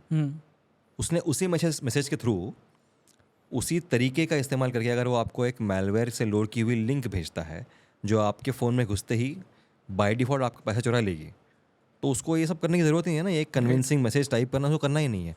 लिंक भेज दिया 100 लोगों को, 5 ने क्लिक किया, 5 में बैंक अकाउंट खाली. It is a matter of time. At some point उनको ये मालूम पड़ जाएगा कि डार्क वेब को नेविगेट कैसे करते हैं, इन गैंग्स से कांटेक्ट कैसे करते हैं और उनसे डील कैसे करते हैं. ओके. और ये ATM जैकपॉटिंग क्या होता है? क्योंकि 2017 में इसके इंसिडेंट्स हुए थे इंडिया में. उसका actually I am not very clear about that. वो मतलब उसके कुछ एस्पेक्ट्स बहुत टेक्निकल है, तो वो मैं कल रात को लेकर बैठा था but because I didn't anticipate this, तो वो मैं उतना कर नहीं पाया. एक और जो चीज़ होती है, अब साइबर क्राइम कह लीजिए इसे या जो टर्म देना है, it is called pig butchering. Right. And mostly ये साउथ ईस्ट एशियन कंट्रीज़ में काफ़ी देखने मिलता है. लाओस वगैरह हो गया, कंबोडिया, दो साइड. पिग बुचरिंग एक्चुअली है क्या? पिग बुचरिंग एक ऐसा साइबर क्राइम है जो अभी आज की तारीख में पैन एशिया रैकेट है वो. Okay, it's an international racket. उसके 2 पहलू हैं. उसका एक पहलू ये है कि आपको मैं अगेन सोशल इंजीनियरिंग का इस्तेमाल करके मैं आपको तैयार कर रहा हूँ एट सम पॉइंट आपको लूटने के लिए. सो आप एक पिग को मोटा करते हो फिर काटते हो. राइट. आपको एक डेटिंग ऐप पे या फिर आपको इंस्टाग्राम पे आपसे मैं कांटेक्ट एस्टेब्लिश करता हूँ. एक बहुत ही खूबसूरत महिला के नाम की मेरी प्रोफाइल है, फ़ोटोज़ हैं. आए दिन मैं पोस्ट करता हूँ कि मैं कहीं एग्जॉटिक लोकेशन में क्रूज़ पे हूँ या सफारी पे हूँ या हॉलीडे कर रहा हूँ, 5 स्टार में खाना खा रहा हूँ. 1 महीना 2 महीने 3 महीने के बाद आपको at some point you will be curious कि यार ये बंदी करती क्या है, इसके पास इतने पैसे आ कहाँ से रहे हैं। तो आप उसको पूछते हो, वो अकाउंट ऑपरेट मैं कर रहा हूँ, कोई लड़की नहीं है, मैं बैठा हुआ हूँ। मैं आपसे कहता हूँ कि मैं क्रिप्टो में इन्वेस्ट करती हूँ, और बहुत फ़ायदा है, एक बहुत ही सेफ़ ऐप है, सिक्योर है, तुम इंस्टॉल कर लो, मैं तुम्हें गाइड करूँगी। तुम इंस्टॉल करते हो, फिर आप उसमें पैसे इन्वेस्ट करते जाते हो, जो एक्चुअली आ रहा है मेरे अकाउंट में, पर आपको दिख रहा है उस ऐप में कि आपने इतना इन्वेस्ट किया, उसके इतने रिटर्न्स है। राइट। अब वो बढ़ते जाएंगे, 1 दिन 2 दिन 10 दिन, आप फिर उस लालच में आके और इन्वेस्ट करते हो। द मोमेंट यू से कि यार अच्छा मैंने 1 लाख इन्वेस्ट किया था, अब तो 10 लाख हो गया है, अब मैं विड्रॉ करता हूँ, विड्रॉवल होगा नहीं, और जो प्रोफाइल मैं ऑपरेट कर रहा हूँ मैं उस प्रोफाइल को डिलीट कर दूंगा। ओके। दैट इज़ वन, उसका एक पहलू है। उसका दूसरा पहलू ये है कि मैं जो ये अकाउंट ऑपरेट कर रहा हूँ, मैं खुद बंदी बना हुआ हूँ। इंडिया समेत कई एशियन देशों के ऐसे नौजवान हैं जिनको नौकरी की ज़रूरत है। वो लोग अपने CV जॉब सर्च वेबसाइट्स पे अपलोड करते हैं, उनको ये लोग कांटेक्ट करते हैं कि हमारे पास सिंगापुर में एक बहुत ही हाई पेइंग जॉब है तुम्हारे लिए, कुछ नहीं, सर चैट प्रोसेस, तुमको बस बैठ के कस्टमर सर्विस करनी है, तुम्हारा वीज़ा भी हम करा देंगे, सब कुछ करा देंगे, हमारे इंडिया में एजेंट है, एक फॉरेनर आएगा अपने एक्सेंट लेके तुमसे बात करेगा, फ्लैशी कपड़े पहन के, तुम खुश हो गए, तुमको एक ऑफ़र लेटर दिया जाएगा, तो तुम्हारी फ़्लाइट बुक कर दी जाएगी, आप सिंगापुर पहुंचते हो, रात में आपके रूम में बंदूकें लेकर के लोग आते हैं, आपको उठाकर ले जाते हैं लाओस या म्यांमार, और वहाँ पर ऐसे बड़े बड़े गोडाउन्स में देर आर स्वेट शॉप्स जहाँ पर आपको बिठा करके ये प्रोफाइल्स आपसे ऑपरेट करवाई जाती है। ओके। तो पैसे खोने वाला भी विक्टिम है, पर ये करने वाला भी एक विक्टिम है, और उसके ऊपर there are these organised crime gangs. इसकी शुरुआत हुई पैंडेमिक में, चाइना जैसे देशों इतना में। रीसेंट है ये रिसेंट नहीं है, ये पैंडेमिक चल रहा है, पर अभी ये इतना ज़्यादा हो गया है कि इसके बारे में हम बात कर रहे हैं, ये चल तब से रहा है। I wrote about pig butchering both sides of it way back जब मैं फ्री प्रेस जर्नल में था, ओके। अर्ली 2022। ये पैंडेमिक में जब चाइना जैसे देशों में उनके बड़े बड़े कसिनोज जब खाली पड़ गए, थाईलैंड चाइना वगैरह, तो उन कसिनोज में सबसे पहले ये रैकेट शुरू हुए। अच्छा, कसिनोज में शुरू हुआ। देवर डिफंक्ट कसिनोज, वहाँ पर कोई आ नहीं रहा था, तो वहाँ पर बैठा के ये काम करवाते थे। अब वो डाइवर्सिफाई हो गए, अब फिर वहाँ के लोकल ऑर्गेनाइज क्राइम गैंग उसमें इन्वॉल्व हो गए, because they want supremacy over that, they want control over that, पैसा बहुत है, तो अब वो लोग इसको चलाते हैं। तो कभी कभी कुछ लोग उनके वाईफाई को पिगीबैक करके अपने घर वालों से कांटेक्ट करते हैं, कुछ लोग डील करते हैं कि हम आपको 1 साल में इतने पैसे कमा के देंगे, आप हमको छोड़ दो। कभी कभी एम्बेसी इन्वॉल्व होती है, वो रेस्क्यू करती है, इस तरह से लोग वापस आ रहे हैं, पर आज भी उतने ही लोग जा भी रहे हैं और फंस भी रहे हैं। आपने कभी किसी ऐसे इंसान को इंटरव्यू किया है जो इसमें फंसा था? अब मैंने एक बंदे से बात की जिसका कजिन वहाँ पर फंसा हुआ था, and they were talking every night on video call. Okay. काफ़ी डरा हुआ था वो, the conditions over there are quite bad, मतलब वहाँ पर वो जो टेज़र से आपको शॉक दिया जाता है अगर आप काम ना करें, रहने के लिए इतनी ही जगह है, वहाँ पर आप सोते हो, सुबह उठ के फिर काम पे लगो, 2 वक्त खाना दिया जाता है। अभी 1 महीने पहले मैंने देखा कहीं पर एक ऐसे गोडाउन में उन्होंने प्रोटेस्ट कर दिया था इंडियन लोगों ने कि हम ऐसे इसमें हालत में काम नहीं करेंगे, तो बहुत हल्ला हो गया, the embassy got to know, फिर वो रेस्क्यू हो गए। तो it is been going on like that. But yeah like काफ़ी सारे देशों में, वियतनाम एंड ऑल में जो हमारी एम्बेसी है, उनके होम पेज पे बड़ी सी एडवाइजरी है इसके बारे में। There are contact numbers, there are lists of supposed agents who are doing this, वो सब कुछ है available. Okay. So we are waking up to that, at least हम वो कर रहे हैं अभी। ओके। बट किसी को पता कैसे चलेगा कि मतलब वो इस पिग बुचरिंग का विक्टिम बनने वाले हैं? मतलब बिकॉज जैसा आपने कहा कि अगर मैं अनएम्प्लॉयड हूँ, स्पेशली इंडिया में जहाँ अनएम्प्लॉयमेंट का इतना इशू है, I am desperate for a job, तो मैं अपना CV अपलोड कर देता हूँ, वो सामने से मुझे इंटरव्यू के लिए कॉन्टैक्ट करते हैं। Now how do I get to know कि ये मुझे फंसा रहा है? अभी पिग बुचरिंग हो या ये जिसे हम साइबर स्लेवरी कहते हैं, अभी pig butchering is the old term used for it, now it's cyber slavery, right. या सेक्सटॉर्शन हो या इन्वेस्टमेंट स्कैम हो, सबका एक अंडरलाइंग प्रिंसिपल है, if it seems too good to be true, it is. अगर तुमको इतनी आसानी से इतना फ़ायदा हो रहा है, वो किसी भी तरह का हो, उसे भरोसा मत करो। Okay. Why would you trust somebody you've never met with your money or your safety? Why would you do that? May be 20 साल पहले ये करना पॉसिबल था, लेकिन आज जब आप जानते हैं कि इंटरनेट का इस्तेमाल इसके लिए हो रहा है, तो आपको नहीं करना चाहिए। राइट।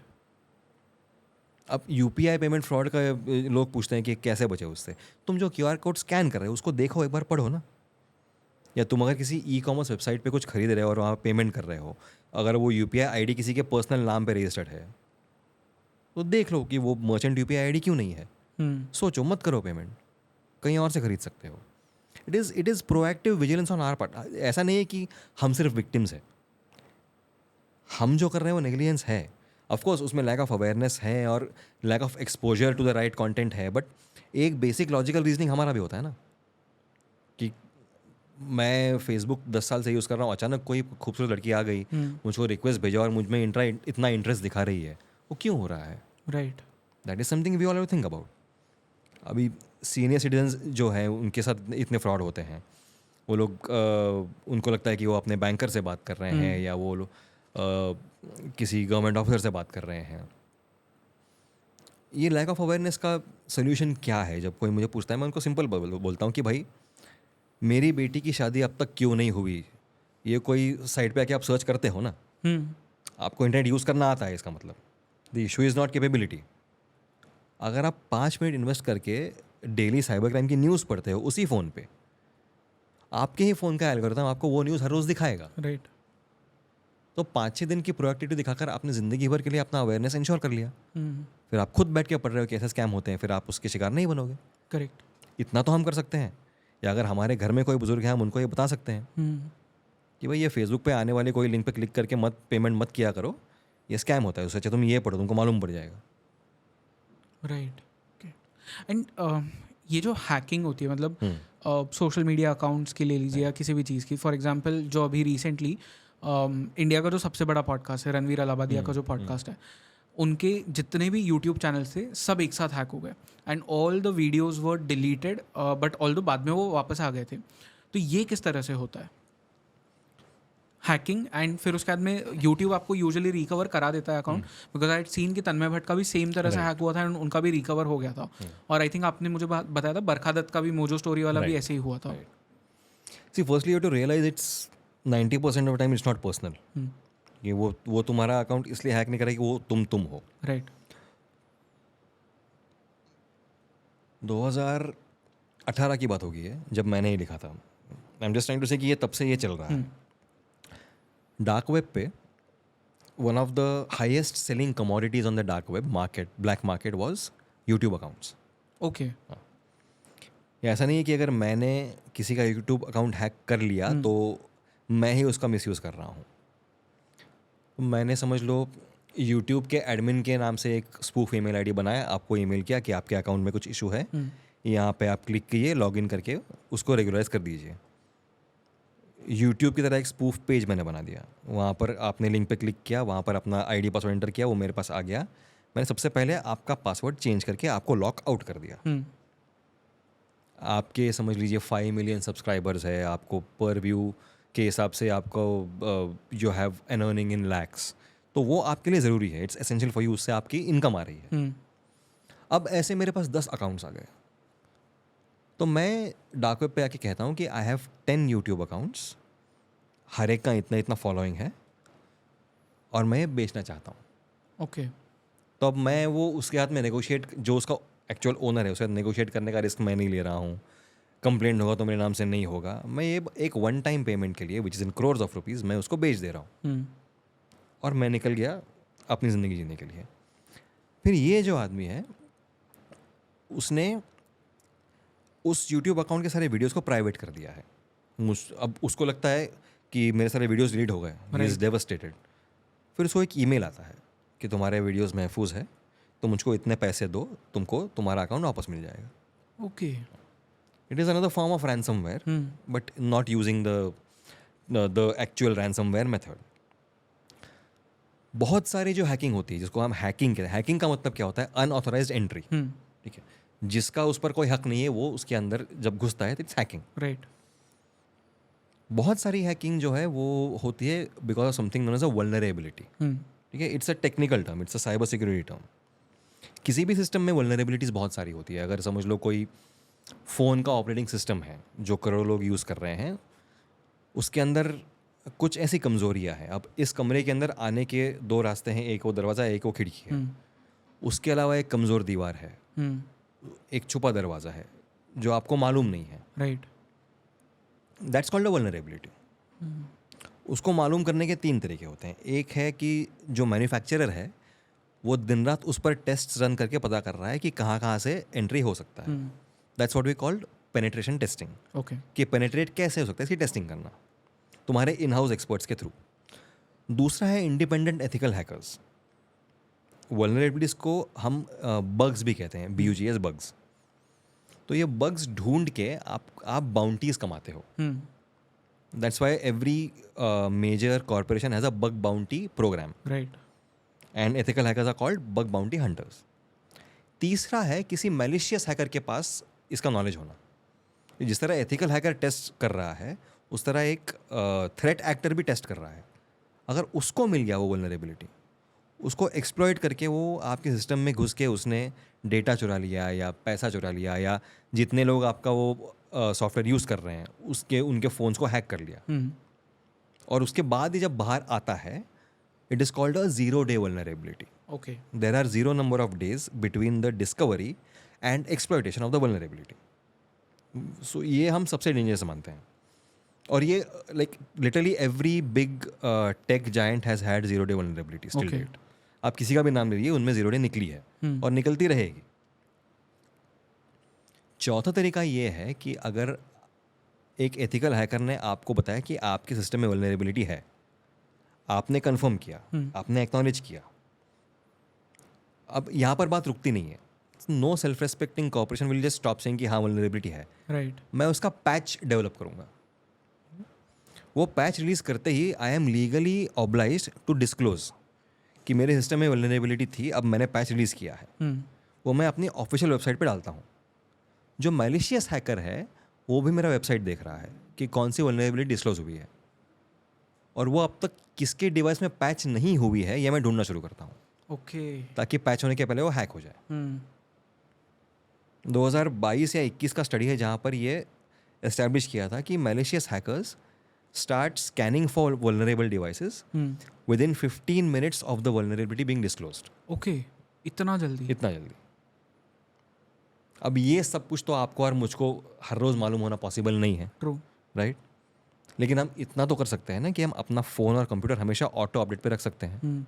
इसीलिए आप जब हम इस पॉडकास्ट को डिस्कस कर रहे थे कि हम किन चीज़ों पे बात करेंगे, आपने मुझे कहा था कि फ़ोन्स में ऑटो अपडेट्स होना बहुत नेसेसरी है. बिकॉज अगर आपके ऐप्स और आपका फ़ोन अपडेट हो जाता है Right. तो ऑटोमेटिकली वो इतना तो सेफगार्ड हो गया है. एग्जैक्टली. जितनी वल्नरेबिलिटीज नोन है उसके पैचेस उस ऑटो अपडेट के रूप में आपके फ़ोन में कंप्यूटर में आ रहे हैं. ओके.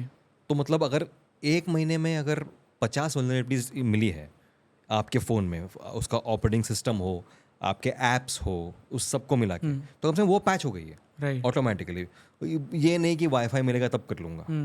तुम्हारा डेटा जा रहा है जाने दो, बैटरी जा रही है जाने दो, तुम्हारा फ़ोन 85% हैक प्रूफ हो गया. राइट. क्योंकि उसके अंदर घुसने के इलीगल अननोन तरीके तुमने वहीं पे बंद कर दिया. अब एक होता है कि लोगों को बताना कि हमेशा ऑटो अपडेट ऑन रखना, कोई सुनेगा कोई नहीं सुनेगा. एक होता है उनको बताना कि इसका फ़ायदा क्या है. राइट. तुम उनको फ़ायदा बताओ, वो ऑटोमेटिकली करेंगे. It is a matter of rewiring your brain. कह रहा हूँ इसलिए करो, ये हमारे यहाँ काम नहीं करता. क्यों करो, ये काम करता है. Make sense. इसीलिए अवेयरनेस ज़रूरी है. आज आप अगर गवर्नमेंट की जो हमारी एजेंसी है the computer emergency response team, उसकी वेबसाइट पे हर रोज़ एक एडवाइजरी होती है कि एंड्रॉयड में वल्नरेबिलिटी पाई गई है, एप्पल में पाई गई है, एप्पल टीवी में पाई गई है, एप्पल वॉच में पाई गई है, आपका एलेक्सा तक हैकिंग के लिए वल्नरेबल है. ये हमको मालूम ही नहीं है टू बिगिन विद. और उस एडवाइजरी की लैंग्वेज को ऐसी होगी ना कि iOS version 68.38.92 has critical vulnerability that can grant kernel privileges and escalation privileges. वो आपके समझ में नहीं आएगा. बाउंसर गया पूरा. राइट. पर मैं अगर आपसे कहूँ कि अगर आप अपना फ़ोन ऑटो अपडेट नहीं करते हो या अभी कभी अपडेट नहीं करते हो, तो कोई भी हैकर आपके फ़ोन का कैमरा आपकी जानकारी के बिना ऑन कर सकता है. डर लगा ना. Right. Tell the public in the language they understand कि ये करना तुम्हारे लिए ज़रूरी क्यों है. क्यों नहीं करेंगे फिर. हाँ. ट्रू. कोई क्यों चाहेगा कि उसका कैमरा किसी और के हाथ में पड़ जाए. ट्रू. या कोई क्यों चाहेगा कि उसका डिवाइस एक बॉटनेट का हिस्सा बने जिससे कल को डीडोस अटैक हो जाए. कोई नहीं चाहेगा. राइट. ओके. बट देन ये जो यूट्यूब अकाउंट्स हैक होते हैं, जैसे तन्मय भट्ट का हुआ, रणवीर का भी हुआ, if I am not mistaken, जब बरखा दत्त का भी हुआ था, तो ये अकाउंट्स हैक होने के बाद में इसमें टेस्ला का वो नाम कहाँ से आ जाता है, और मतलब पॉलिटिकल रैलीज के वीडियोस क्यों चलने लगते हैं, मतलब डोनाल्ड ट्रंप के वीडियोस क्यों चलने लगते हैं? ऐसा कोई उसके पीछे कोई खास वजह नहीं है। इवन जब 2 साल पहले जब मोजो सूरी का यूट्यूब हैक हुआ, तभी भी अगर मैं गलत नहीं हूँ तो इलॉन मस्क के ऐसे किसी का हाँ, कोई एक हाँ। वीडियो डाल दिया गया था। It is just something for the heck of it. Okay. हाँ, मतलब अगर समझ लो if it is a politically motivated hacker group और वो उनको अपना प्रोपेगेंडा ये करना है, जिस तरह जब भी एक रिलीजन को लेकर के एक पॉलिटिशियन ने जब कुछ स्टेटमेंट्स किए थे न्यूज़ चैनल पे, तभी बहुत सारी कंट्रीज़ जो उस रीजन को फॉलो करती हैं, उसके हैकर सारे इकट्ठा हो गए थे। उन्होंने एक अलायंस बनाया था अच्छा। इंडियन वेबसाइट्स को हैक करने के लिए। ओके। हाँ, उसको एक ऑपरेशन का एक मिशन का नेम दिया गया था, ऑब्जेक्टिव्स थे, उनके एनुअल ऑनलाइन कन्वेंशन में वो उनका थीम भी था, दैट ऑर्गेनाइज्ड। ओके। और फिर वो गवर्नमेंट वेबसाइट को हिट कर करके डेटा लीक हो रहा था। वो सारा उस वक्त हो रहा था because it was a religiously motivated mission. Right. जहाँ पर पैसा मोटिवेशन है, जहाँ पर वहाँ पर ये सब का कोई ये नहीं है, स्थान नहीं है, उसकी कोई जगह नहीं है। उनको बस टारगेट को ये दिखाना है कि तुम्हारा अकाउंट मेरे हाथ में है, मैं जो चाहूँ उसमें अपलोड कर सकता हूँ। Right. It's just a message that they give. So कौन सी कंट्रीज, मतलब हमें पता है कि ये नोन है for backing these cyber terror organisations? China है, नॉर्थ कोरिया है, रशिया है। रशिया और यूक्रेन के वॉर में cyber warfare is a very big part of their conflict. It is not just the physical conflict. Okay. Israel is known to be tech savvy since years together. Israel ने 2010 में Iran का nuclear programme गिरा दिया था, उनकी एक vulnerability को exploit करके पेन ड्राइव से मालवेयर घुसा के। अच्छा। उनके सेंट्रीफ्यूज जो होते हैं, जो तुम यूरेनियम को एनरिच करने के लिए, एम्पावर करने के लिए यूज़ करते हो, वो दे वर इंटरलिंक्ड। तो उन्होंने एक के अंदर मालवेयर घुसा दिया और वो सारे के सारे क्रैश हो गए थे। Okay. Which also brings us to the concept of industrial hacking. ठीक है, अभी तक हम बात कर रहे हैं कि आपका फ़ोन, मेरा computer, social media account. Aviation में या मैन्युफैक्चरिंग में, लॉजिस्टिक्स में जो बड़ी बड़ी मशीन्स यूज़ होती हैं, एक बहुत ही पॉपुलर कैटेगरी है called PLCs, okay. Programmable logic controller. Basically जो काम आप उस मशीन से करवाना चाहते हो, उसकी इंस्ट्रक्शंस को लॉजिकली एग्जीक्यूट करना उसका काम होता है। But it is essentially a computer. उसका एक कीबोर्ड नहीं है, मॉनिटर नहीं है, माउस नहीं है, लेकिन वो एक कंप्यूटर की तरह चलता है। उसका एक CPU है, उसकी भी वल्नरेबिलिटीज़ है। और हम इसके बारे में बात ही नहीं कर रहे हैं कि PLCs अगर हैक होती हैं तो पूरी की पूरी इंडस्ट्रीज क्रैश हो जाएंगी। अच्छा, इंडस्ट्रियल हैकिंग में एक और कॉन्सेप्ट है supply chain hacking. Okay. As a company मेरा साइबर सिक्योरिटी एकदम 100% सिक्योर है, मुझे कोई डर नहीं है। लेकिन अगर मैं समझ लो मैं एक फूड डिलीवरी कंपनी हूँ और मेरे 50 टाइप्स हैं, मेरे वेंडर्स हैं, मेरे एसोसिएट्स हैं, उनमें वो they are all part of my supply chain. उनमें से किसी एक को हैक करके वो हैकर मुझ तक पहुँच सकता है। राइट। हाँ। Because they are exchanging emails with me every day. Correct. That's a supply chain attack. तुम्हारे सप्लाई चेन के अंदर इन्फिल्ट्रेट करके तुम मुझ तक पहुँच रहे हो। Again we don't talk about this, we have no idea about this, true. पर ये किया जा रहा है। What do you think will be, मतलब क्योंकि अभी तो war still are for traditionally guns and weapons use होते हैं, बट रियल साइबर वॉरफेयर ये किस तरह से दिखेगा? Can you paint that picture for the people? Like firstly I'd say कि रियल साइबर वॉरफेयर हो रहा है। ठीक है, वो हर एक जो बात है ना, जो डेटा लीक हो रहे हैं और जो अकाउंट्स हैक हो रहे हैं और जो सोशल मीडिया पे हनी ट्रैपिंग हो रही है, वो साइबर वॉरफेयर ही है। या आप हाई रैंकिंग या मिड रैंकिंग गवर्नमेंट ऑफिसर्स को हनी ट्रैप करके उनसे सीक्रेट्स निकाल रहे हो, ये साइबर वॉरफेयर ही है। तो ऐसे नहीं कि वो नहीं हो रहा है, पर सोचना ये ज़रूरी है कि इसके आगे क्या हो सकता है। जिस तरह इसराइल ने ईरान के पूरे न्यूक्लियर प्रोग्राम को नीचे बिठा दिया था, अब समझ लो किसी इंडियन मशीन्स के अंदर ये वल्नरेबिलिटी अगर हाथ लग गई पाकिस्तान के, it does not have to be a Pakistani hacker.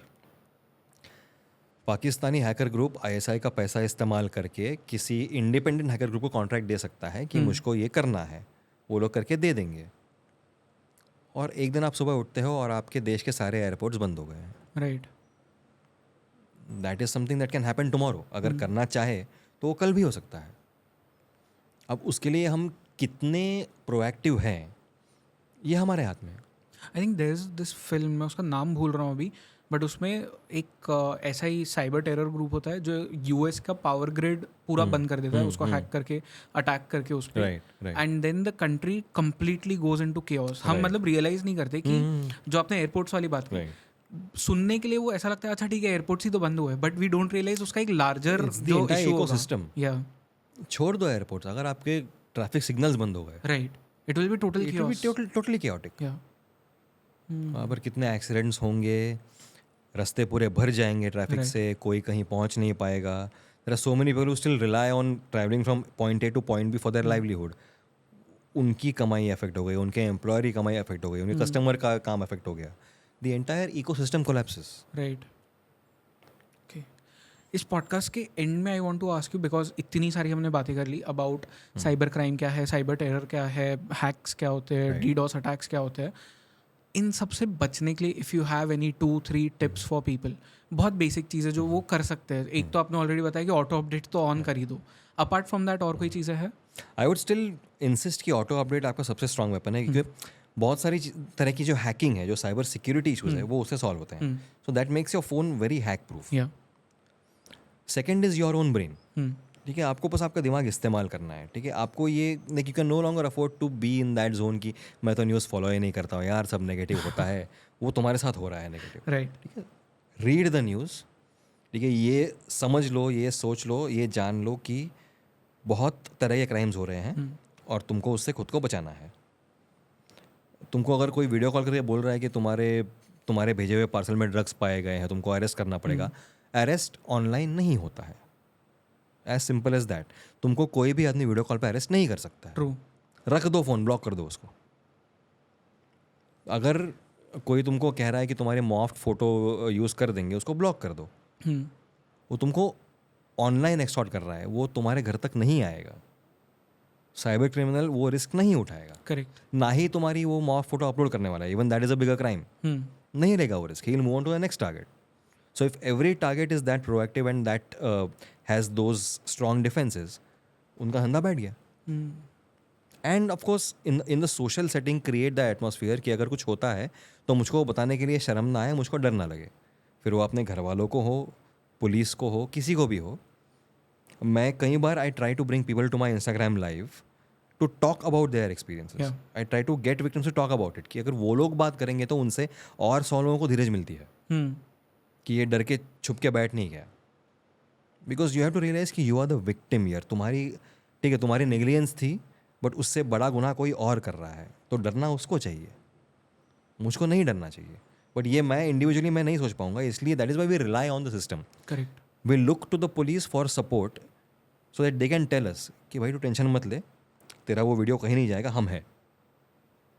तो एज अ सिस्टम और एज अ कंट्री और एज सोसाइटी हमको वो ये करना पड़ेगा, वो क्रिएट करना पड़ेगा. अब मैट्रिमोनियल वेबसाइट पे अगर कोई स्कैम होता है तो उस लड़की को अपने माँ बाप पे ये भरोसा होना चाहिए कि अगर मैं बताऊंगी तो सबसे पहले वो मुझको नहीं कोसेंगे, या अगर मैं पुलिस स्टेशन जाऊंगी तो सबसे पहले वो मुझ पर हंसेंगे नहीं या मुझको डांटेंगे नहीं. राइट. उनको वो भरोसा आने दो. अपने आप वो लोग प्रिवेंटिव मेजर्स भी लेंगे और वो लोग आके रिपोर्ट भी करेंगे. तुम लोग उस पर एक्शन भी ले सकते हो, उनको ट्रेस कर सकते हो. क्या है मतलब, वो ठीक है क्राइम मुंबई में हो और वो बैठा झारखंड में, इतना इशू है ना. बट इफ़ तुम्हारे पास अगर 50 कंप्लेंट है, you have the information to collaborate with the local police, conduct raids. ला चुके हैं वहाँ से लोगों को अरेस्ट करके, मुंबई में ला चुके हैं, हम वो केस कवर कर चुके हैं. तो पॉसिबल सब कुछ है. आप वो ट्रांजैक्शन फ्रीज कर सकते हो, आप उसको रिवर्स कर सकते हो, but it has to work as a system, as an ecosystem. उसके बिना नहीं होगा. I think lot of people also think कि मतलब अगर हम कंप्लेंट करेंगे तो कोई हमारी हेल्प करेगा, नहीं करेगा. But then I have seen, क्योंकि I have a cousin who used to work with the ministry, मतलब Maharashtra ministry, and he was in this cyber security वाला फील्ड. तो he had told me this one instance जहाँ पे किसी ने complaint की थी एंड विद इन 2 days जिसने उनके साथ में वो स्कैम किया था एंड पैसे लिए थे उनसे ऑनलाइन, उसको ट्रेस करते करते उसको पकड़ने के लिए मुंबई पुलिस ने और साइबर सिक्योरिटी सेल ने पूरा एक ट्रैप बिछाया था and he was caught in Mumbai itself and पूरा पैसा वापस मिल गया था उन्हें. हमारे पास रिसोर्सेज है, we have the wherewithal to be able to do this. मैंने ऐसा केस कवर किया जहाँ पर किसी ने फेसबुक पे डाल दिया कि I am gonna kill my self, और मेटा ने वो देख करके फ्लैग करके यहाँ पर अलर्ट किया और उसको ट्रेस करके उसको रोक लिया था जान देने से. ऐसे 2 केस तो मैं लिख चुका हूँ.